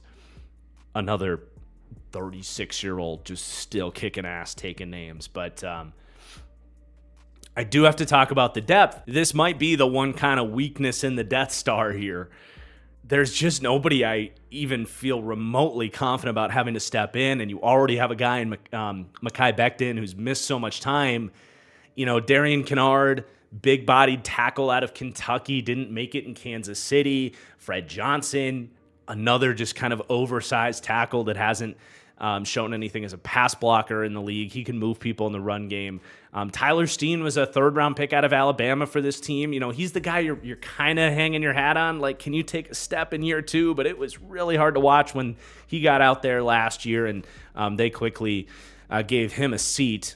He was a tackle in college, and that conversion inside to guard did not look pretty for him in year one. So he's the one guy that's like, okay, can Jeff Stoutland reach this dude in year two? But you are worried about it. And then Trevor Keegan, fifth-round pick out of Michigan. I like Keegan. I had a fourth to a fifth-round grade on him. So, kind of right on the money there. He's a decent upside day three guard pick, but he's a decent upside day three guard pick. You know what I'm saying? Like, are you trusting that he can step in at right guard this year? No, you're not. He's got a lot of stuff to clean up. He's aggressive. He's got that dickhead mentality, and you love that about him. But it did lead to him kind of dipping his head, missing his strikes quite a lot. He's got a lot to learn before he's ready. So, man, maybe they're kind of perusing practice squads in the veteran market to see if they could find a bit more of a swing tackle out there somewhere. Howie Roseman's never done improving this roster, so we'll see how that goes. But I definitely think that's, if they do make that move, that would, it's not going to change the rankings, but it makes you feel a little bit better. And then they do also get a slight boost from their skill blockers, most notably Dallas Goedert is, he's still a top 5 run blocking tight end. Definitely deserves credit for giving the run blocking a slight boost. And that's actually why they come in second and not tied for second with the Colts. Gives them just a slight nod over them to have more of that impact blocker that the Colts don't necessarily have. But let's round out the Eagles' offense overall. This is an absolute machine. Really no weaknesses at all. They're 5th in passing game, 2nd in run game, 3rd for overall offense. I think these guys are going to be back, kind of kicking ass, taking names, putting the Eagles right back in Super Bowl contention, man. I really do. But as we flip over to the defense, they might have some more question marks on this side of the ball. Probably not with the defensive line. I think it's more of a question of how close to elite is this group going to be. It's a very high floor group, and this Eagles pass rush is going to get after it. But they don't really have that established number one dude. They are really hoping that Jalen Carter can be that guy. And man, I've kind of poked fun at the fact that damn near 20% of his pressures came week 1 against the Patriots last year. I've pushed back on this idea that Jalen Carter is already one of the best pass rushers in the league from the interior, and that he's even a top 10 dude at the position already. There's a lot of great defensive tackles in the league. I've pushed back on that, but anything after that, I'm on board with Jalen Carter, and I do think this year is the year he takes that leap. And I did really enjoy going in to watch him as a pass rusher from last year, because it was a reminder, this dude was a elite defensive prospect that did fall in the draft because of off-field concerns, to which none of have surfaced. He does seem to have stayed out of trouble and is being a professional here for the Eagles. That it was just kind of maturity concerns with him coming out of Georgia. And to this point, he was a young kid. He seems to be growing up a little bit, which is obviously good news for the Eagles and bad news for a lot of the teams that passed on him. I do think, while I poke fun at the fact that his pressure numbers weren't quite as good as maybe some people thought. He had 50 pressures, but 8 of those came week 1 against Antonio Mafi and City in the first starts of their career for the Patriots. That first game was a holy shit moment from Jalen Carter, and then he really didn't get too close to that for the rest of the year. Because, I mean, that was like a Aaron Donald type of performance against that opposition. So, like, yes, I have and will continue to push back on saying, like, his production wasn't quite there as a top 10 defensive tackle rusher yet. But the tape is insane. And it's just a matter of connecting on some of these rush moves a little bit more consistently. Not even a lot more consistently, but like he does some stuff that you can't ask pretty much any defensive tackle in the league to do. His explosiveness off the ball, his balance through contact, his quickness in his feet to pull off these swim moves where he will line up on one side of you, and before you can blink, he's at your opposite hip, threatening that angle to get through you as an offensive lineman. So, like, maybe getting just a little too ambitious with some of these moves, putting the cart before the horse a little bit, where there are reps where, like, it looks really explosive, it looks like it should work, and then, you know, he just maybe doesn't get that second foot down or doesn't land the hand where he needs to finish the move. But when he does connect, it's like a oh my God type of deal with Jalen Carter. He really does have like that Hall of Fame type of potential. And you watch him and have the same type of reaction you might have to a young Aaron Donald or Chris Jones right now for the Chiefs, what he's doing. Not necessarily that he's, going to be Aaron Donald. He's the best defensive player of all time, but the same reaction in the sense of like, that's just completely different than what even like a Quinnen Williams or Jeffrey Simmons can do. So now heading into year 2, he was already top 15 as a rusher and maybe top 25 as a run defender for a defensive tackle. In terms of that phase, he clearly can get off blocks and play really good as a 3-tech. He can penetrate with the best of them for all of those reasons we described as a pass rusher. Still learning some of the discipline and consistency as a run defender, but still good in that phase. So heading into year 2, going from that, now what does the next evolution look like here? It could be dynamite. It really could. He could take that leap towards being in that kind of like, let's just say, all-pro category. I don't want to quite say like defensive player of the year category because, I mean, it's just hard for an interior guy to put up the numbers that some of these top edge guys are doing. And I do think teams are going to double team him a lot because I think they'll take their chances blocking the rest of these guys up one-on-one and focusing on Jalen Carter. So he's going to have a hurdle there as well already in year 2. But I don't want what I'm trying to convey here is I don't want me pointing out that his production was a little bit wacky last year and maybe not quite as good as some people think it was. I don't want that to come off as me saying, like, this dude can't be insane for Philadelphia. And I'm really encouraged that he hasn't really shown up in the headlines yet, right? If I had any pause on him as a prospect, that whole driving situation at Georgia was not a good look. Not just that, like, someone died in that situation. And there were red flags coming out, but it really does seem like he's beyond that. He's growing up, and that could just be, again, dynamite. So I'm excited to see what year 2 looks like for Jalen Carter. And even if he is what he was last year, this pass rush is going to be just fine now without Fletcher Cox on the interior and flipping Huff for or flipping Reddick for Huff, kind of ranking these position groups at their floor. I do have the Eagles as the 10th overall offensive line, 9th to 12th for pass rush, 5th for D-line run defense. Like, they should be just fine, even if Jalen Carter doesn't put the whole picture together as we described. But if he does, this could jump up to being more of a top 5 type of defensive line. But, he's not the only guy that's pivotal for this group. Let's round out the interior of the defensive line and then bounce out to the edge.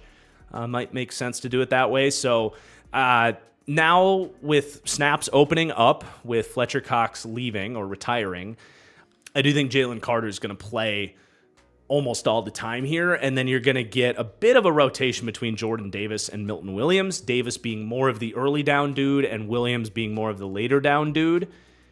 They prefer to be in a 4-1 front, but Fangio does also like 5-1 fronts, so there will also be a lot of times where these two guys are out there together, with Carter and Williams being kind of 3 techs or 4 eyes, and then, of course, Jordan Davis being the nose. So that's how I kind of see the rotation playing out, but I want to talk about Jordan Davis first.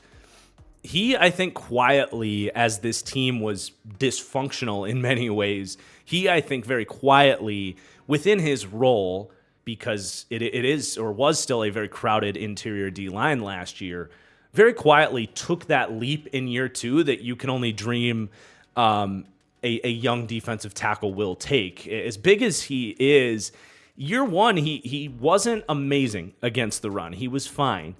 I think last year within his snaps, he was excellent, and they ask a lot of him to eat double teams, hold that line of defense, but even to make plays against double teams with how bad their linebackers are at times, and he could do that for them. And we see this with like PFF grades, for example, the true nose tackles, Grover Stewart, DJ Reader, Vita Vea, they actually don't always get like the highest PFF run defense grades, for example, because the tasks that they're getting asked to do are just really tough. It's damn near impossible to have a positively graded play when you are asked to 2-gap, because you're probably not pushing 2 NFL offensive linemen forward, and you're unlikely to get off a block and make a play. So if you're anywhere in the green in terms of PFF run defense grades, when the majority of your snaps are coming as a nose tackle, like Jordan Davis here, his PFF run defense grade was 63.4, but that's still north of the average of 60. Like, you can pretty much crank that up 15, 20 spots in terms of how you think about those guys. And I'm doing that with Jordan Davis because his film is outstanding. He can hold his ground against double teams. He's willing to do it. He can also split them occasionally and make plays. I think there's more to be unlocked in that regard, too. I'm not saying he's prime DJ Reader or Vita Vea or Dexter Lawrence or any of these guys quite yet. I think, year 3 maybe. I do put the up arrow on him in that way. But if you get him one-on-one, like, he's a freak, man. Like, he's going to get off that block and make a stop. So they're going to be able to kind of pivot this run defense around him. And they will continue to ask a lot from him, but he can handle it. I was really impressed watching Jordan Davis for that side of things. As a pass rusher, it's to this point kind of been pretty close to the worst case scenario from his college projection, where at Georgia they didn't really ask him to rush the passer. The Eagles have really hardly asked him to rush the passer. There are maybe very tiny flashes where you see the athleticism for a guy this size, but for the most part, he does struggle to convert his explosiveness into a power rush, and just doesn't really know how to connect consistently for any sort of rush moves. So his pass rush productivity has been damn near non-existent. Now, I do think there will be an opportunity to play more on third downs with Fletcher Cox gone. And that's not to say those things can't come along. It's pretty wild that for 4 years, going back to what he had at Georgia, he's been surrounded by so many good defensive tackles that they just haven't really given him an opportunity to experiment and work on this stuff outside of practice. So we'll see what the pass rush stuff looks like from him. They don't necessarily need it to take a step up, but it certainly could, too, and that would be really frightening. But then Milton Williams, again, will rotate. He will probably continue to take Jordan Davis off the field a good bit in some of those third down rush situations. And Milton's a nice player, but has been really just a roller coaster over the last couple of years. He kind of just has these streaks and flashes where you see this really unique athlete at the position, 6'3", 290 pounds, came into the league at about 280, so he's bulked up a little bit, but just crazy athleticism, but not the biggest dude or the strongest dude. There's not a ton of power in there, so a lot of his wins come with in the run game, kind of relying on his quickness and his savviness, and as a pass rusher, definitely leaning on his athleticism more than his power. But he is in a contract year. The snaps should only go up here. He's had really good moments here and there. And this reminds me a little bit of like Justin Madubuike heading into his contract year last year. If you go and look at what these guys were as prospects, both third-round picks, what they had done production-wise for the first 3 years of their career, it's actually eerily familiar. Madubuike is a little bit bigger and proved to have a little bit more of a bit of a power profile in year 4. I think ultimately that is something Milton Williams is going to need to show if he's ever going to be anything more than just a rotational third. But it's a big year for Milton Williams. It's, I think, going to in many ways define what his upside may or may not be. So I'm excited to see what he can do too. This trio makes a ton of sense to me, and I've got the up arrow on all 3 of those dudes. It definitely falls off after that, which is to be expected, but their 4th defensive tackle, Moro Ojamo, I would say he's done exactly what you kind of expected him to do in the league as a day 3 pick out of Texas. He defended the run well. He's an undersized dude, but good technique, stocky for a shorter, kind of undersized dude, if you will. Don't need to have too many expectations for him. I think he can continue to do his job well, and they scoop up Byron Young as well from the Raiders, 3rd-round pick last year. I mean, literally copy and paste everything I just said about Moro Ojamo. These 2 guys reminded me a lot of each other in that draft. I think I have to go back and look, but I had them pretty tight with pretty similar analysis on both of them. Neither the biggest guy, but very stout run defenders that are never going to be great run defenders because they aren't the biggest guys. And then really neither of them offer much as a pass rusher for one reason or another. But, as 4th and 5th defensive tackles, that works. And then Thomas Booker is here. I'm curious if they'll continue to keep him after they kind of sniped Byron Young. I feel like Byron Young is just a better version of Thomas Booker, who kind of fills in that same sort of archetype that we've described. I just don't think Thomas Booker has the play strength to hold up at the NFL level, and that has been true to this stage in his career. Maybe he can bulk up and get there. But that's your interior D-line, and then let's talk about the edge group. It's a really nice trio of players. Nobody, I think, really terrifies you, but they're all nice kind of number 2 options between Josh Sweat, Bryce Huff, and the 20 snaps they'll give Brandon Graham at his age every game. 36 years old, still doing it for Brandon Graham. But we'll come back to him. Let's start with Bryce Huff. It's kind of interesting when they signed him because Reddick was still there. My analysis when that happened on the live stream for our free agency reactions was like, okay, goodbye Hassan Reddick, because there was no way Huff and Reddick could coexist here because both those guys are kind of, Reddick's better against the run, but they kind of play that pass rush specialist role in this defensive line. Both Sweat and Graham and Nolan Smith, whose pro comp was Hassan Reddick, a 1st-round pick from last year. It was pretty clear who the odd man out was going to be there, and that played out. But Bryce Huff, I think, plugs right in to what Hassan Reddick did for them last year. And it's interesting because I think Reddick's arrow is pointing down. 30 years old now, had a bit of a down year last year, was still good, but not as good as Bryce Huff, whose arrow is pointing up. And, I think this signing makes sense. It was like 3 years, $45 million. Bryce Huff, a former undrafted free agent, someone I loved, by the way. I remember tweeting out, like, how is this guy not getting a combine invite? Like, I had a 3rd-round grade on him. I thought he was awesome coming out of Memphis. And because of that, he's actually the only NFL player that follows me on Twitter because he appreciated that I was giving him some love. He had to come into the league and definitely earn it. But from a pass rush win rate perspective, his numbers are insane. In back-to-back years, by the way, he was 3rd in 2022 and 5th last year in pass rush win rate. Just this hyper-efficient flamethrower, high-energy pass rusher that has a unique build where he's a little shorter, but not too short, but 6'3".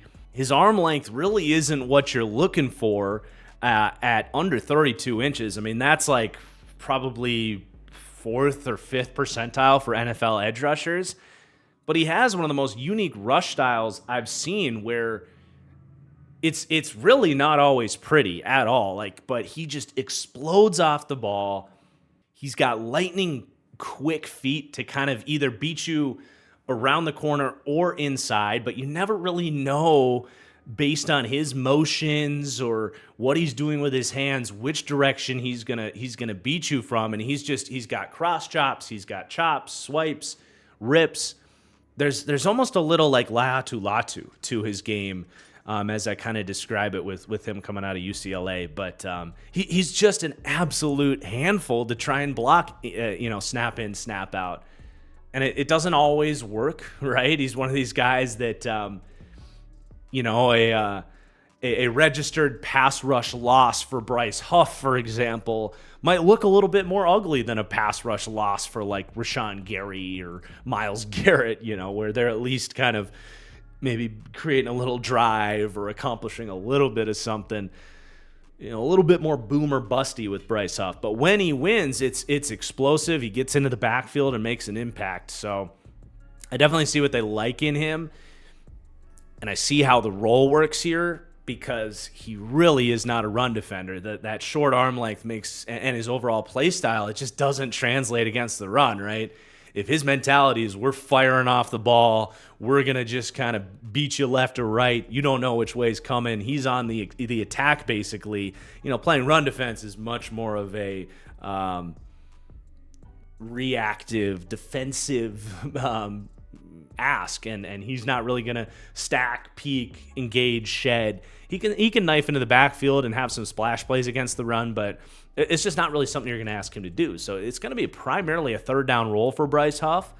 And I am curious if that, because, Hassan Reddick could do a little bit more on earlier downs. Not a ton more, but a little bit more. And I am curious now if Brandon Graham has to be more of a full-time, run defender, dirty work guy at his age. I think he's willing to help this team however they need him, and he can absolutely do that. But you do have to kind of compensate for that one weakness in Bryce Huff's game. But he's a really fun player, really good kind of number 2 rusher to have. I don't necessarily expect that he's gonna become too much more than we're projecting him here. Not really sure where the gains in his skill set could really come. Maybe he surprises there, but we'll see. Then you got Josh Sweat opposite of him. He as well is a 3-down player. He's a pretty good run defender. He's a little bit lighter. He's not the most insane run defender, but he's solid on early downs, and he's a really athletic pass rusher as well. I wish he took the time to kind of bulk up a little bit more throughout his time. There's still just not a lot of power in his game that I think you look at his frame and his length, and he could have had a little bit more of that Daniil Hunter career growth where he just got so big and so powerful. That hasn't really happened with Sweat, but he's got a great first step. He's got a variety of pass rush moves. He can beat you with a spin move to the inside. He's got a cross chop. He loves going speed to bend. He really is a typical speed rusher. Ended up getting the most pressures in his career and for this team last year with 70, which is really good. But I actually thought he was better in 2022, and I went and watched all of his pressures because NFL Pro lets you do that, and you can tell why his PFF pass rush grade was actually lower, and you can kind of see why his sacks, he had half as many sacks as he had in 2022. A lot of his pressures are, he's winning that edge, he's threatening the kind of very back of the pocket, that kind of like tail end of the quarterback where you're maybe hurrying him up a little bit, forcing him to step up, but it's, you're not really making things tough, and you're oftentimes he's opening up escape lanes for the quarterback. So, I would expect Fangio will tell him a little bit more like, hey, stop running past the quarterback so much. That's a big Vic Fangio thing. It always has been. So I would almost guarantee that he's not getting quite as many pressures because the coach is going to tell him like, hey, I couldn't care less if you force the quarterback to step up. That's not what we need here. We need to actually impact the quarterback and keep him in the pocket. And I think the pressure's come down, but the overall effectiveness might come up here for Sweat. But yeah, nice number 2 player. You basically have 2 highly capable number 2 edge rushers here, but you don't have a true number 1, right? And that's where Jalen Carter is going to have to be that guy for this team. You got Brandon Graham, stocky, 6'2", 265. I love having him around here. You can ask him to be a pass rush specialist. You can ask him to slide inside as a 4-tech and be a disruptive rusher from the inside. He can still win with a bull rush on the outside, and can still defend the run too when you ask him to do that. So you can't ask him to play too much more than like 20 snaps a game for durability and stamina concerns, but when he plays, he is effective. I feel like for next year, we need a new icon for these guys to indicate like bad stamina or like, limited, like still a good player, but very limited in terms of how much you can play him. Could be a unique little icon to add next year. But then you got Nolan Smith, first round pick in 2022, another Georgia defensive lineman here. The pro comp on him was Hassan Reddick, right? So it's just, can he get there? He just hardly played last year. Honestly, when he did play, it was fairly underwhelming. He did, I think, show the same thing he showed at Georgia, where he is a nasty run defender, man. For an undersized edge, he's got pretty good core balance and like play strength relative to his size. He can kind of hold his own in terms of setting a hard edge, but really quick feet and good instincts against the run. So there is an opportunity for him to play some early down stuff, and honestly, that might be his role this year is to be the early down extension of Bryce Huff. And between the two of those guys, you've got a pretty explosive player. As a rusher for Nolan Smith, it's just not really there yet. I think he can convert speed to power like Hassan Reddick can, but just needs to kind of put that whole package together, and just not a huge diversity of rush moves yet. He flashed a bunch of stuff at Georgia, but only getting to play 95 rush snaps last year. All we really got to see were flashes last year, where he had 9 pressures and 2 sacks. So he at least hit that 10% pressure, got a couple sacks, hit a couple benchmarks, but just very much still basically the same prospect we viewed him as coming into the league last year. They spent a 3rd-round pick on the very much developmental Jalix Hunt, who was like playing safety a few years ago. So, we'll see what they can get out of him down the road, but I don't think he plays much. In fact, Patrick Johnson, who made this team again, might outsnap Jalix Hunt in a kind of emergency backup role there. And then the last thing you got to mention here is Devin White, the best blitzing linebacker in the NFL. It only counts for so much, and they're not going to ask him to do exactly what he did in Tampa, where I'm not going to say blitzing was all he did, but he did blitz a ton in Tampa. That's not going to really be the same in a Fangio-style defense, but they'll still get him going on 3rd downs and tap into that. So there will be times where you feel Devin White's presence, if nothing else, at least worth noting. So again, 10th overall defensive line here for the Eagles, just clearing that top 10 mark. 9th to 12th for pass rush, 5th for D-line run defense. A very solid group with really nothing but up arrows, with the exception of Brandon Graham. Can he keep doing it at 36 years old? But really nice group, ranking them at that floor. But a group they've invested a ton in, and they are maybe even hoping that they will finish the year better than the 10th best D-line in the league. And they just might. But as you get to the linebackers, they come in 31st for me for overall linebackers, and bad in both regards. 27th to 31st for linebacker coverage, 31st for linebacker run defense. You are getting that blitzing element from Devin White, but that's not something we really put into the overall linebacker contributions to the game. That's more of a pass rush thing. It's just a suspect group, man. Devin White, quite possibly the most overrated player in the NFL, and he had, the college draft pedigree. He goes to the Bucs, he wins a Super Bowl, he gets a bunch of sacks. He's dynamic, like this. I can't say he's dynamic, but he's this explosive, freaky athlete. Everybody loves him in Madden. He ran a 4.39 or whatever. but the tape just tells a completely different story. He's like neglectful of his duties as a linebacker is the best way to put it. I can't say he doesn't know what he's doing. I think he doesn't care to know what he's doing. He just wants to fly to the ball, hit people, smash, smash, smash. That's what Devin White is. And you will get a great highlight reel from Devin White. And when you blitz this dude, you better have a big back ready to meet him in the hole, or it's going to get ugly. I will absolutely give him that.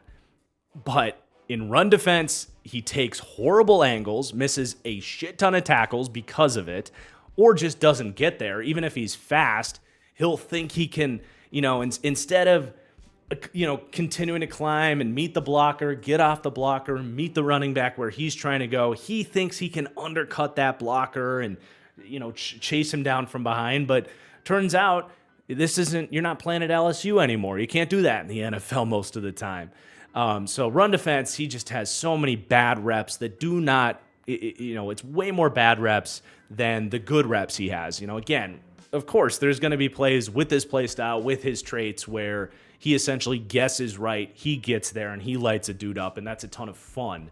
But it does not make up for all of the negative plays there. And as a coverage player, same deal. He can take his risks, and he does have the athleticism to man guys up at times, but he is very tight. Like if he's trying to cover a deep bender or any sort of linear route, he struggles to kind of turn and burn, and he does actually get beat a lot in coverage. But yeah, he can guess right occasionally, make some plays on the ball, have some decent plays as a coverage defender, but no consistency in that regard either. So, the Bucs were done with him. They essentially benched him last year.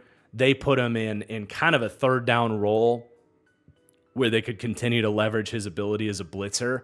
But they took him off the field on early downs for the, fifth round pick, year 2 player KJ Britt, because he actually did his job. And as much as Todd Bowles loved Devin White, he reached a point where he was like, we can't do this anymore. You're putting us in compromising situations basically at random. So that's the Eagles' answer at linebacker. They've ignored this position essentially for years. They finally spent some money in free agency. It wasn't a lot of money because the league understands what Devin White is. Anybody could have traded for him last year. He gets a 1-year, $4 million contract. Like, he's overrated by the public, but the NFL has not overrated Devin White, right? Nobody wanted him. And yet again, the Eagles signed him, and I've seen like ESPN say, "Oh my God, the Eagles got Devin White. How do they do this? Howie Roseman, yada yada." It's like literally anybody could have had Devin White. It's not that big a deal. So he's their one, and then they have a position battle right now, really for the second linebacker spot. And this is where maybe some Eagles fans could chime in if there's a little bit more clarity in terms of if one of these guys is the starter. Right now, I'm seeing Zach Bond as the starting LB2 with Nakobe Dean as a backup. Yet I've seen Eagles fans on Twitter saying Nakobe Dean's going to start. I think it's just we're going to find out, right? I'm just going to discuss both these guys. But I will start with Zach Bond because, he is listed as the LB2 right now. And look, if I had to bet on who's going to be the best linebacker in Philadelphia this year, it's not something I want to bet on. All these guys are kind of a crapshoot, but I don't mind Zach Bond, and he might not be the favorite. If you give me the odds, he might not be the favorite there, but he was one of these guys that I was, just stood out to me that I wasn't expecting to find him and have him impress me or anything. But when I was watching the film for the Saints deep dive, I was like, man, Zach Bond was kind of nice. And he's weird because he came into the league as this hybrid edge player, a third round pick that really just had a pass rushing skill set. But at 6'3", 225 and his athleticism, he's a linebacker by size. But really, for the most part, New Orleans, their system never really changed. They really, for the most part, kept him as that edge. And he really never played because he's been behind Demario Davis, Caden Ellis, Pete Werner, and the Saints are one of those teams that are just constantly, replenishing the depth chart with Band-Aid veterans. Like, I think Quan Alexander came through there. I think there was a variety of guys they've signed that have just kind of roadblocked Zach Bond. But last year, the opportunity opened up, and he actually played really well and really stood out to me. Now, it was mostly as a strong side, like Sam linebacker for them. Still a bit of an edge hybrid. Like, they like to run those 4-3 defenses where that third linebacker is walked up, where it's much more of a 3-4 defense. It's just, you have that kind of hybrid linebacker playing edge, and then you have a defensive end on the backside. But that was mostly Zach Bond's role, was base Sam linebacker. And that was kind of his skill set coming out, right, where he's best on the edge. Here, they're signing him to play linebacker. But that said, I mentioned, like, he stood out to me. A lot of those plays actually came as a stand-up linebacker. So the Eagles must have seen those 30 or 40 snaps that he played as a stand-up linebacker and were like, I don't know, man. This guy's kind of got everything in terms of size, athleticism, the instincts. Let's see what he can do. They bring him in, and obviously he's done something. I mean, he's listed as their starter here heading into week 1. Entirely unproven, but I'm definitely fascinated to see what he could be, because he, again, a talented player, a third-round pick that has just never really gotten an opportunity until now. And then you have Nakobe Dean, another third-round pick. Dean's a fan-favorite guy, right? Like, was one of the faces of that amazing Georgia defense.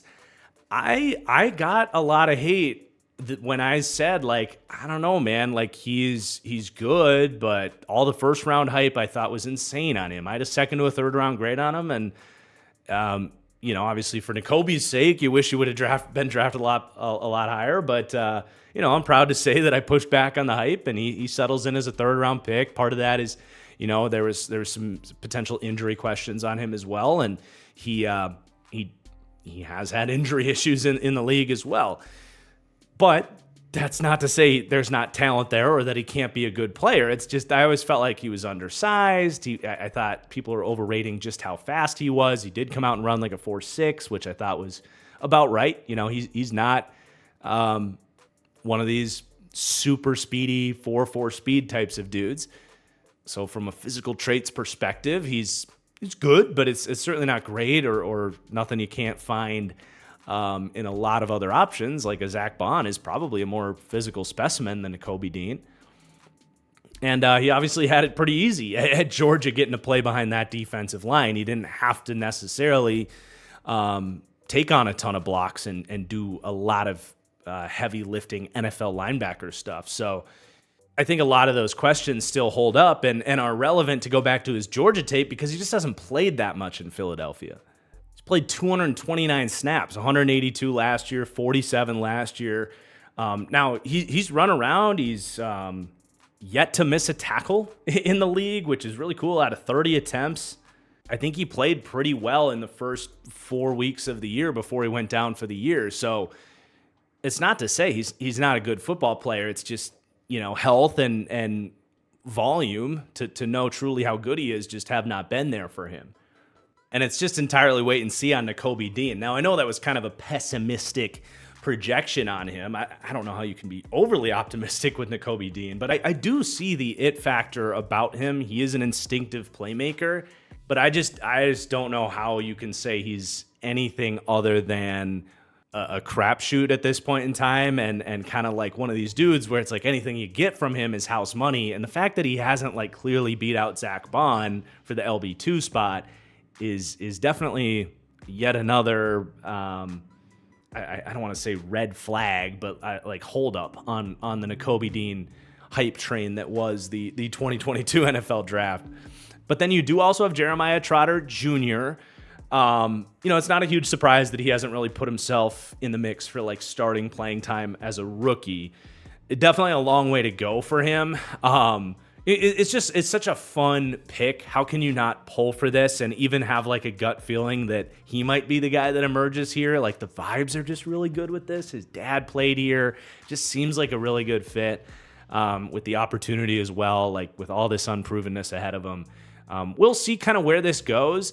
I liked Jeremiah Trotter Jr. I think I was just a little bit lower than consensus. I think consensus had him as like a late second, early third round guy. I had as a true third round guy, but definitely thought was a value once you got into the 5th round.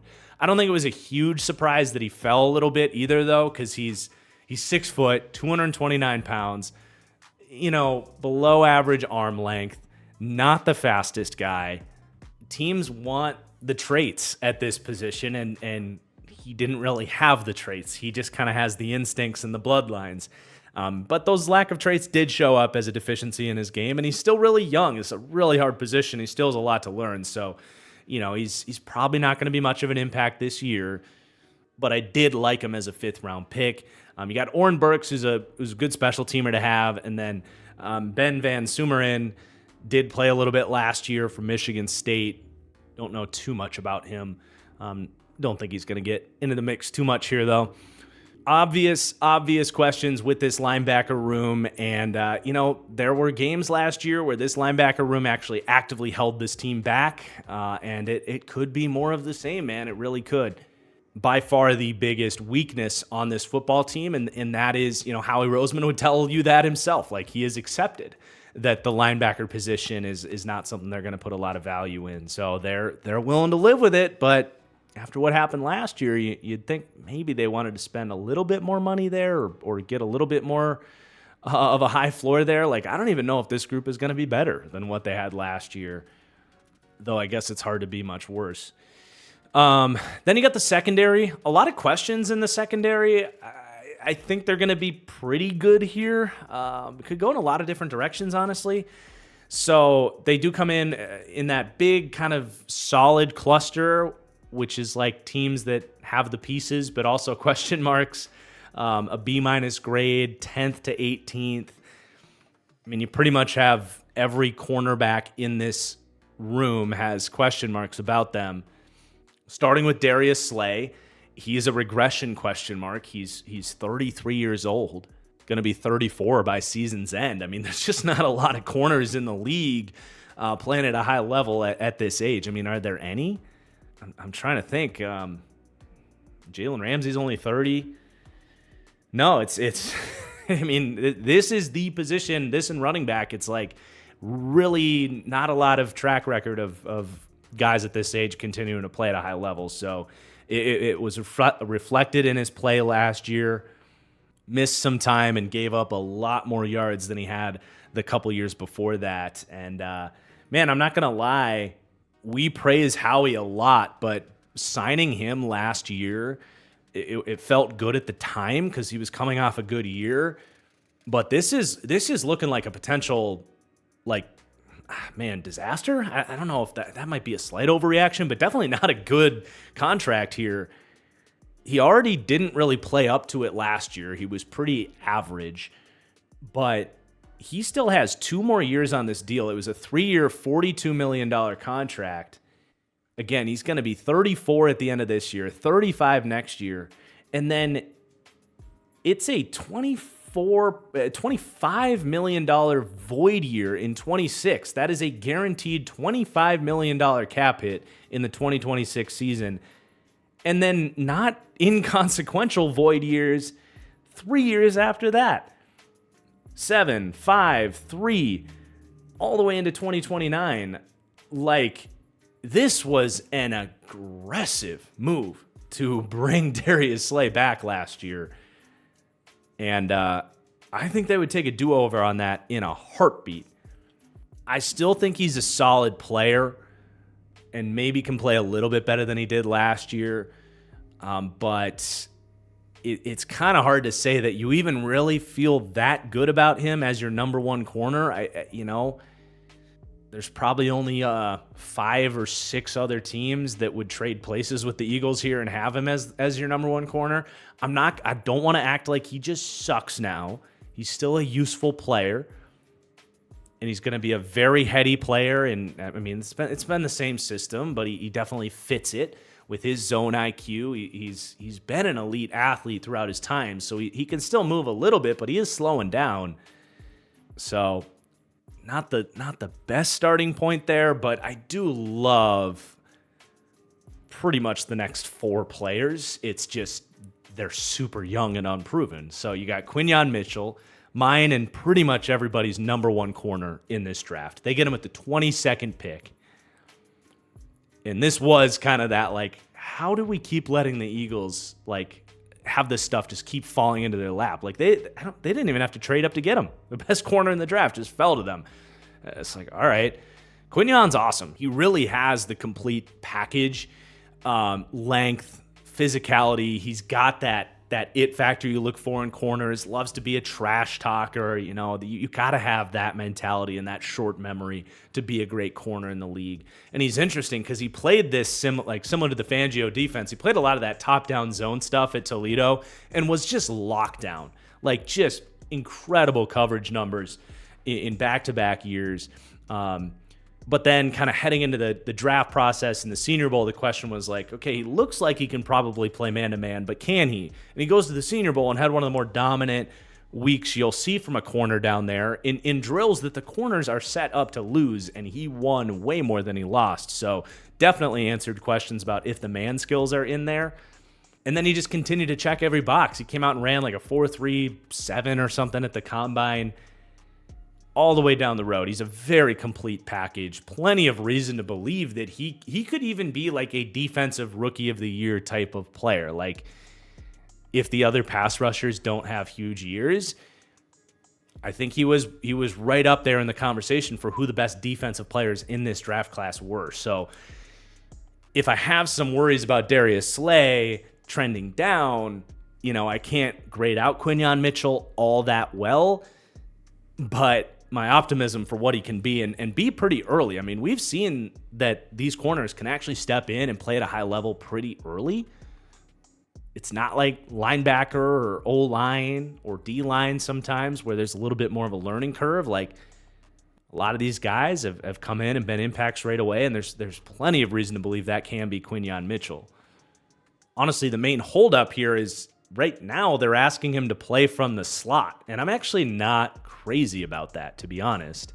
We'll see how long that lasts. I mean, to me, Cooper DeJean, I know it's Dijon. I'll get used to it eventually, but I can't. It's still Cooper DeJean in my mind. But anyway, to me, Cooper was like the ideal star position slot corner in this Fangio defense, just like they used to use Jalen Ramsey, where he's just such a nasty run defender and a really big, lengthy cover slot corner that can really match up against anybody. I loved him in that projection. He's had a slow camp because he was hurt coming in. And at this point in time, they're kind of going with Quinyon in the slot and Rodgers outside. I'm hoping that doesn't really last. And it's not even that I don't like Isaiah Rodgers. We'll talk about him. But I think from like putting these guys in the right positions, I just think Quinyon should be on the outside. And it's not that Quinyon can't do it. He is physical. He does tackle. I think he can be just fine as a slot corner, but I prefer him outside. So I guess that's kind of interesting to me. We will talk about Isaiah Rodgers next because he is slated to start week 1 here. Another Howie Roseman picking up the breadcrumbs that the rest of the league leaves behind. You know, the Colts just immediately released him the second he got suspended. And it was like, I get it, but also like, what does releasing him really accomplish? I mean, I guess you're sending a message to your locker room, but, you know, gambling, suspension, he made a really stupid mistake. There's no excuse for guys to bet in the way that Isaiah Rodgers did. Like, it's made so clear to these guys. Like, I can't stress that enough. Like, you cannot gamble on the NFL. And I'm a little bit surprised that the NFL reinstated him because he had some pretty bad charges. Like, I think he was betting on, like, Zach Moss props, like, knowing he was going to get the ball or, like, something like that. I could be wrong about that, but I think it was pretty bad. So I'm a little surprised they reinstated him, but all to the Eagles', you know, benefit, right? He was just a skyrocketing potential corner when he was out there for the Colts. And I see the vision for him as an outside corner in this system. He's undersized, but it's very similar to like Darius Williams, where he's really good as an outside corner. And even Indianapolis with Gus Bradley, who they they always go with these lengthy press cover 3 corners. And maybe that's why they released Isaiah Rodgers. They didn't see him as a part of the future plans within that system anyway. But he actually played well in that system, playing a lot of off cover 3 in Gus Bradley's system. But it's going to be very similar here in Philadelphia. A lot of off cover 3, off cover 4, where he's playing in space, using his IQ, his speed, his quickness, his ball skills. I absolutely think he can get right back on track. Not a guy I want using promo code TFG on Underdog Fantasy, that's for sure. But beyond that, get this thing back on track. So I actually look at this and I'm like, Quinion, Isaiah Rodgers on the outside, I like that. But then Cooper DeJean, I just can't, man. It's like Devon Achane. Like, come on, dude, you're Achane. Screw the pronunciation. It's a sick name. Go with what sounds cool. Cooper DeJean just sounds right. Anyway, I love this fit as a prospect. I mean, I definitely thought he belonged in the first round. He did have slight deficiencies in terms of like hip fluidity. Isn't the smoothest mover from man to man, but in a Fangio style zone heavy defense, I just love Cooper DeJean, especially in the slot like we talked about. I think he's built for that role. I also think he has potential to play safety in this system. When you're playing a lot of quarters, a lot of those assignments are very similar to cornerback assignments where you are matching, you're turning and burning. You got to be able to turn and run. I think he could play safety, and I think he could play outside corner too. So like he has the 3-position flexibility, but he does just make so much sense sliding into that slot role at some point here. The way we're kind of framing this is like, I'm almost higher on this secondary if Darius Slay wasn't here and they just rolled with the youth. Kind of a roadblock for development there with Darius Slay, and that contract's not going anywhere. Like, they can't get out of that deal. So you really hope Darius Slay can still play at this age. But they have definitely future-proofed this and injury-proofed this. These guys can play from a lot of different alignments. There's 4 pieces that I think are at least capable starters, and one is a star player trending down, and the other 3 are just young, unproven dudes trending up. So you love that. And then you also have Keely Ringo here, who did fall in the draft. Another one of these Georgia defenders that I was lower on, said the system definitely helped this dude out, and the first-round hype on him was crazy, but I still had a day 2 grade on him, and the second he was available in the 4th round, the Eagles were like, nope, this has gone too far, this is still a value, let's go get Keely Ringo.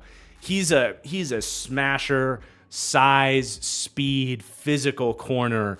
I do think he has his limits, but in this situation, he can be a matchup corner, someone that you use in dime packages, a guy that I think can cover tight ends at a really high level. If you've got Travis Kelce giving you fits, Mark Andrews, that type of dude, like he has the traits to actually man those dudes up and help take those guys away on those critical third down situations. So he might come in and get used in those spots, or he's just going to sit here and develop and kind of wait for an opportunity. I'm not like the biggest Keely Ringo guy in the world. I never have been, but as a 5th corner, like, yeah, absolutely. And then you got the grabby Eli Ricks hanging around his depth. But it's a really fun cornerback room that, just depending on regression for Darius Slay and progression for the other 4 dudes, it's really hard to know exactly where they're going to settle in this year, and it definitely makes it a wild card for this team this year. And then you got your safety room. I look at this as a pretty high floor group that isn't really going to make or break the secondary. I like Reed Blankenship. Could even argue the arrow should be pointing up on him. Undrafted player heading into year 3 here. It's in many ways a contract year for him, or at least he'll be getting into negotiations. He's made some plays. He does have speed. Small school dude that basically never should have gone undrafted. He's a nice player. I don't look at him as necessarily an impact player, but keeps the floor of this secondary alive basically on the back end. And then you got Chauncey Gardner-Johnson, CJ Gardner-Johnson. They bring him back, 3 years, $30 million. Probably more than I would have paid Gardner-Johnson, but they were pretty frustrated with their safety play last year. Kevin Byard, by the end of the year, wasn't really what they were hoping to get there. So they released Kevin Byard, signed Gardner-Johnson. And, I don't have any super strong takes on Gardner Johnson. I've come to find that safety dialogue with NFL fans is kind of exhausting because it's like, okay, did 6 interceptions fall into the guy's lap or did they not? That's like kind of where the conversation stops with a lot of people, and it can lead to a guy, if you happen to be the safety where you get a bunch of interceptions one year, you're automatically basically going to become overrated because so many people just look at that one stat, which, in the case of the 2022 Eagles was 6 interceptions out of 540 coverage snaps. That is exactly 1% of his snaps, and that's assuming all 6 of those interceptions were actually good plays by him and not a ball that bounced off a receiver's hand or was deflected by another corner and just landed in his lap. It's just so silly. And, at first, the Eagles were kind of smart about this, and we're like, well, we don't really want to overpay him off of the 6 interceptions and the public hype on this guy. He goes to Detroit, plays 5.5 games. Honestly, played pretty well in those 6 games, but I don't think it was enough to change your opinion on him. And then they're like, oh, this time around we'll pay you a lot of money. I'm like, okay. I'm not overly critical, but I've actually always liked Gardner Johnson better in that slot corner role. I always got way more excited about his tape when he played that for the Saints. As a safety, I feel like he's a risk taker. He really doesn't take good angles to the football, and he misses a ton of tackles. He's missed about 20% of his tackles as a safety in his career, which is wicked high. You'll get some splash plays and some impact stops from him for sure, but I just, he's a good player, a risk taker, but it doesn't really solve the issues that they had in terms of the safety group allowing big plays with bad run defense last year and bad tackling. It doesn't really answer that, so it's fine. I don't know if I'm gonna get any hate for that take or not, but I guess we praise Howie so much, but he is very aggressive, and there's some moves that I'm like, yeah, that's what I would do in Madden, but is that really what's best for your team? I don't know. And then talk about what you would do in Madden. It's hilarious the way this team operates sometimes because they're like, yeah, James Bradbury, Avonte Maddox, we'll just switch you to safety, just toggle the position. You'll be just fine there, right? Yeah, it'll be fine. We'll see. Both these guys are corners now switching to safety on the ass end of their career. I could see it with James Bradbury for sure, but he's going to start the year out for the first 6 to 8 weeks anyway, and I don't really know how much he's going to play unless these safeties get hurt. And then Sidney Brown as well is on the PUP list, so their safety depth is feeling it right now, but they're hoping to get those guys back. Sidney Brown is the guy I am kind of excited for, but now, it's where are those opportunities going to come for him? Really flashed when he played last year. Really good athleticism, instincts, ball skills, loves to hit. Does need to clean up his tackling stuff, but looked a little bit better in his rookie year, honestly, and his 300 snaps or so. His missed tackle percentage was better in the NFL than it ever was at Illinois, so that was encouraging. I like him. Got to get healthy and find an opportunity here, but down the road, I guess, could get into the mix. Avonte Maddox I'm much more discouraged about. He just really has fallen off. And I saw a play in the preseason. I can't remember if he ended up with an interception and then got ran down or if he was pursuing someone. I think it was the former. He had got a pick and then got caught. This guy used to be really fast, but he looked, I don't want to say he looked out of shape too, but he just looked slow. So that was a play that caught my eye in the preseason. I didn't get to a lot of preseason this year, but that was something that stood out. And then you have the developmental Tristan McCullum. So there's your secondary. It's a little bit all over the place. You can kind of see where it comes in the middle. There's a lot of talent here, but could really land on either side of the coin this year and isn't necessarily guaranteed to be this big upgrade this year. And that wraps up all the position groups. We can rank the defense as a unit now. They come out as my 13th overall defense, much better in pass defense than run defense. 10th for pass defense, but 27th for run defense. You definitely feel the lack of linebackers with the run defense. Still projecting maybe some question marks and some issues from the defensive backs for run defense. And again, it's a system that does kind of invite the run. So that might be the Achilles heel of this defense, as we saw at the end of last year. It is a team I think you're going to be able to run on.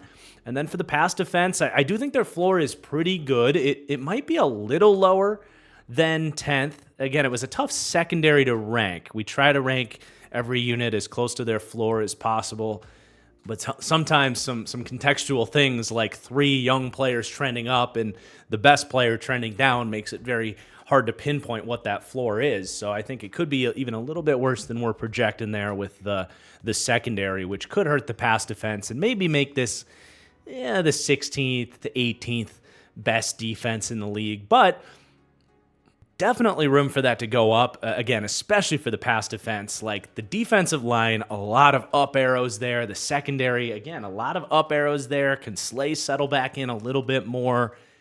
There is a path for this to be a really good pass defense to overall complement what is a really special offense. Again, our 3rd overall offense.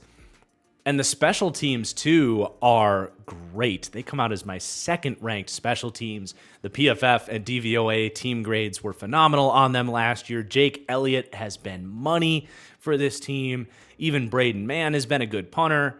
Granted, his grades were better in 2022 for the Jets than they were last year for the Eagles. And you got a good returner in Covey. Again, I want to find a way next year to factor in the returners. This was the first time we've kind of done more detailed special teams analysis, so I'll look for more on that next year. But yeah, man, it's a really complete team. As we look at the kind of Venn diagram for my strengths, weaknesses, and pivotal factors, those things, those pieces of this team that will kind of decide the overall success of this team. And I do think success for the Eagles is that this 4th overall team ranking ends the year number 1, right? This team wants to be the best team in the league. They think they can be. They think they can win a Super Bowl this year. That is why they're in my top tier of my power rankings. But as you look at those wild cards, those pivotal factors, it is almost entirely related to the defense. And we've talked about it, but all those young D linemen, the unproven secondary, if they can get the progression and their kind of individual player outcomes to land on the right side of the coin, you could take this 13th ranked defense, put it more into the top 10 to complement what is one of the most dynamic, bulletproof offenses in the league. I mean, looking at this chart, nothing related to the offense is really in the wild cards section. And the only thing in the weaknesses there related to the offense is offensive line depth. You like the starters there. Maybe some questions on Mekhi Becton. But overall, you feel good about the offensive line when healthy. It's just if someone goes down, do they have the depth that other teams in the league have? It's a pretty minor hole in the armor there of this Eagles offense. But the lists of strengths related to this offense are crazy. You've got that dynamic run game with Jalen Hurts and Saquon Barkley. You do list offensive line as a strength. The weapons are insane. There is not a weakness in the starting point of this offense, and they have some good building blocks on the defensive side of things too. A better defensive coach now, Vic Fangio. The pass rush, even if some of those guys don't take a big step forward, it's still a relative strength. We had them 10th or about 10th in the league for pass rush. And then the special teams as well. Honestly, the only other sort of variable here is what happened last year with the locker room and the overall coaching, the sort of vibes in the locker room. It's kind of an intangible aspect that's hard to put a true finger on it. But is there maybe a world out there that Nick Sirianni has just lost this locker room and it's just not going to really work and click and mesh? Man, that just might be the one way for this Eagles team to not at least live up to this number 4 ranking, let alone finish even stronger than that. But let's take a look at the Eagles' schedule and what my sort of win projection is on them before we get out of here. Really not a bad schedule. Maybe the worst part about this schedule is that they lost a home game to Green Bay, having to go to Brazil where there are apparently a lot of Packers fans there. Not saying the Eagles fans won't travel either, but one of their hardest games of the year they were going to get in Philadelphia for the opener nonetheless. Like, home openers get nuts. And you'd feel definitely better about them beating Green Bay in Philly than you would in Brazil. They are still favorites in that game, though.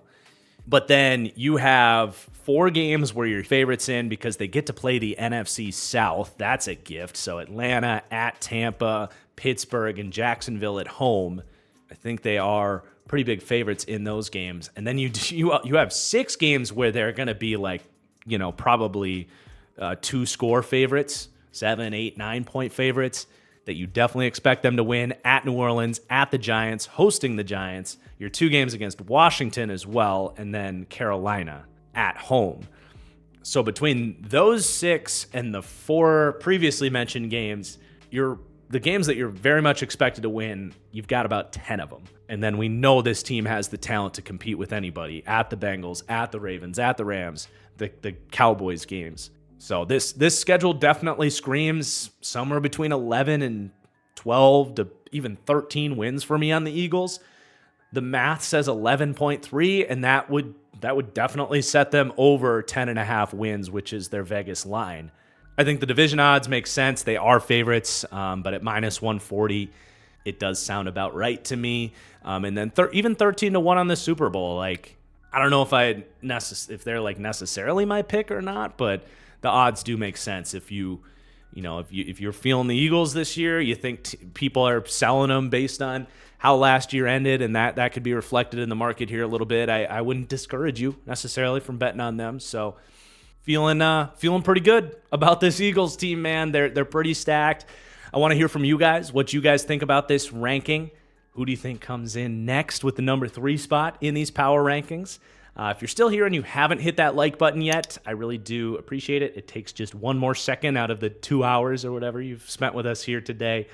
We're going to be cranking these out, man. It might just be every other day here moving forward up to the season. So looking forward to that, I guess. Red Bull stock is up for the week. Looking forward to relaxing and watching some football this upcoming weekend for sure. But we'll get there. Thank you guys for watching, for loving up the series. We'll see you soon. Peace out.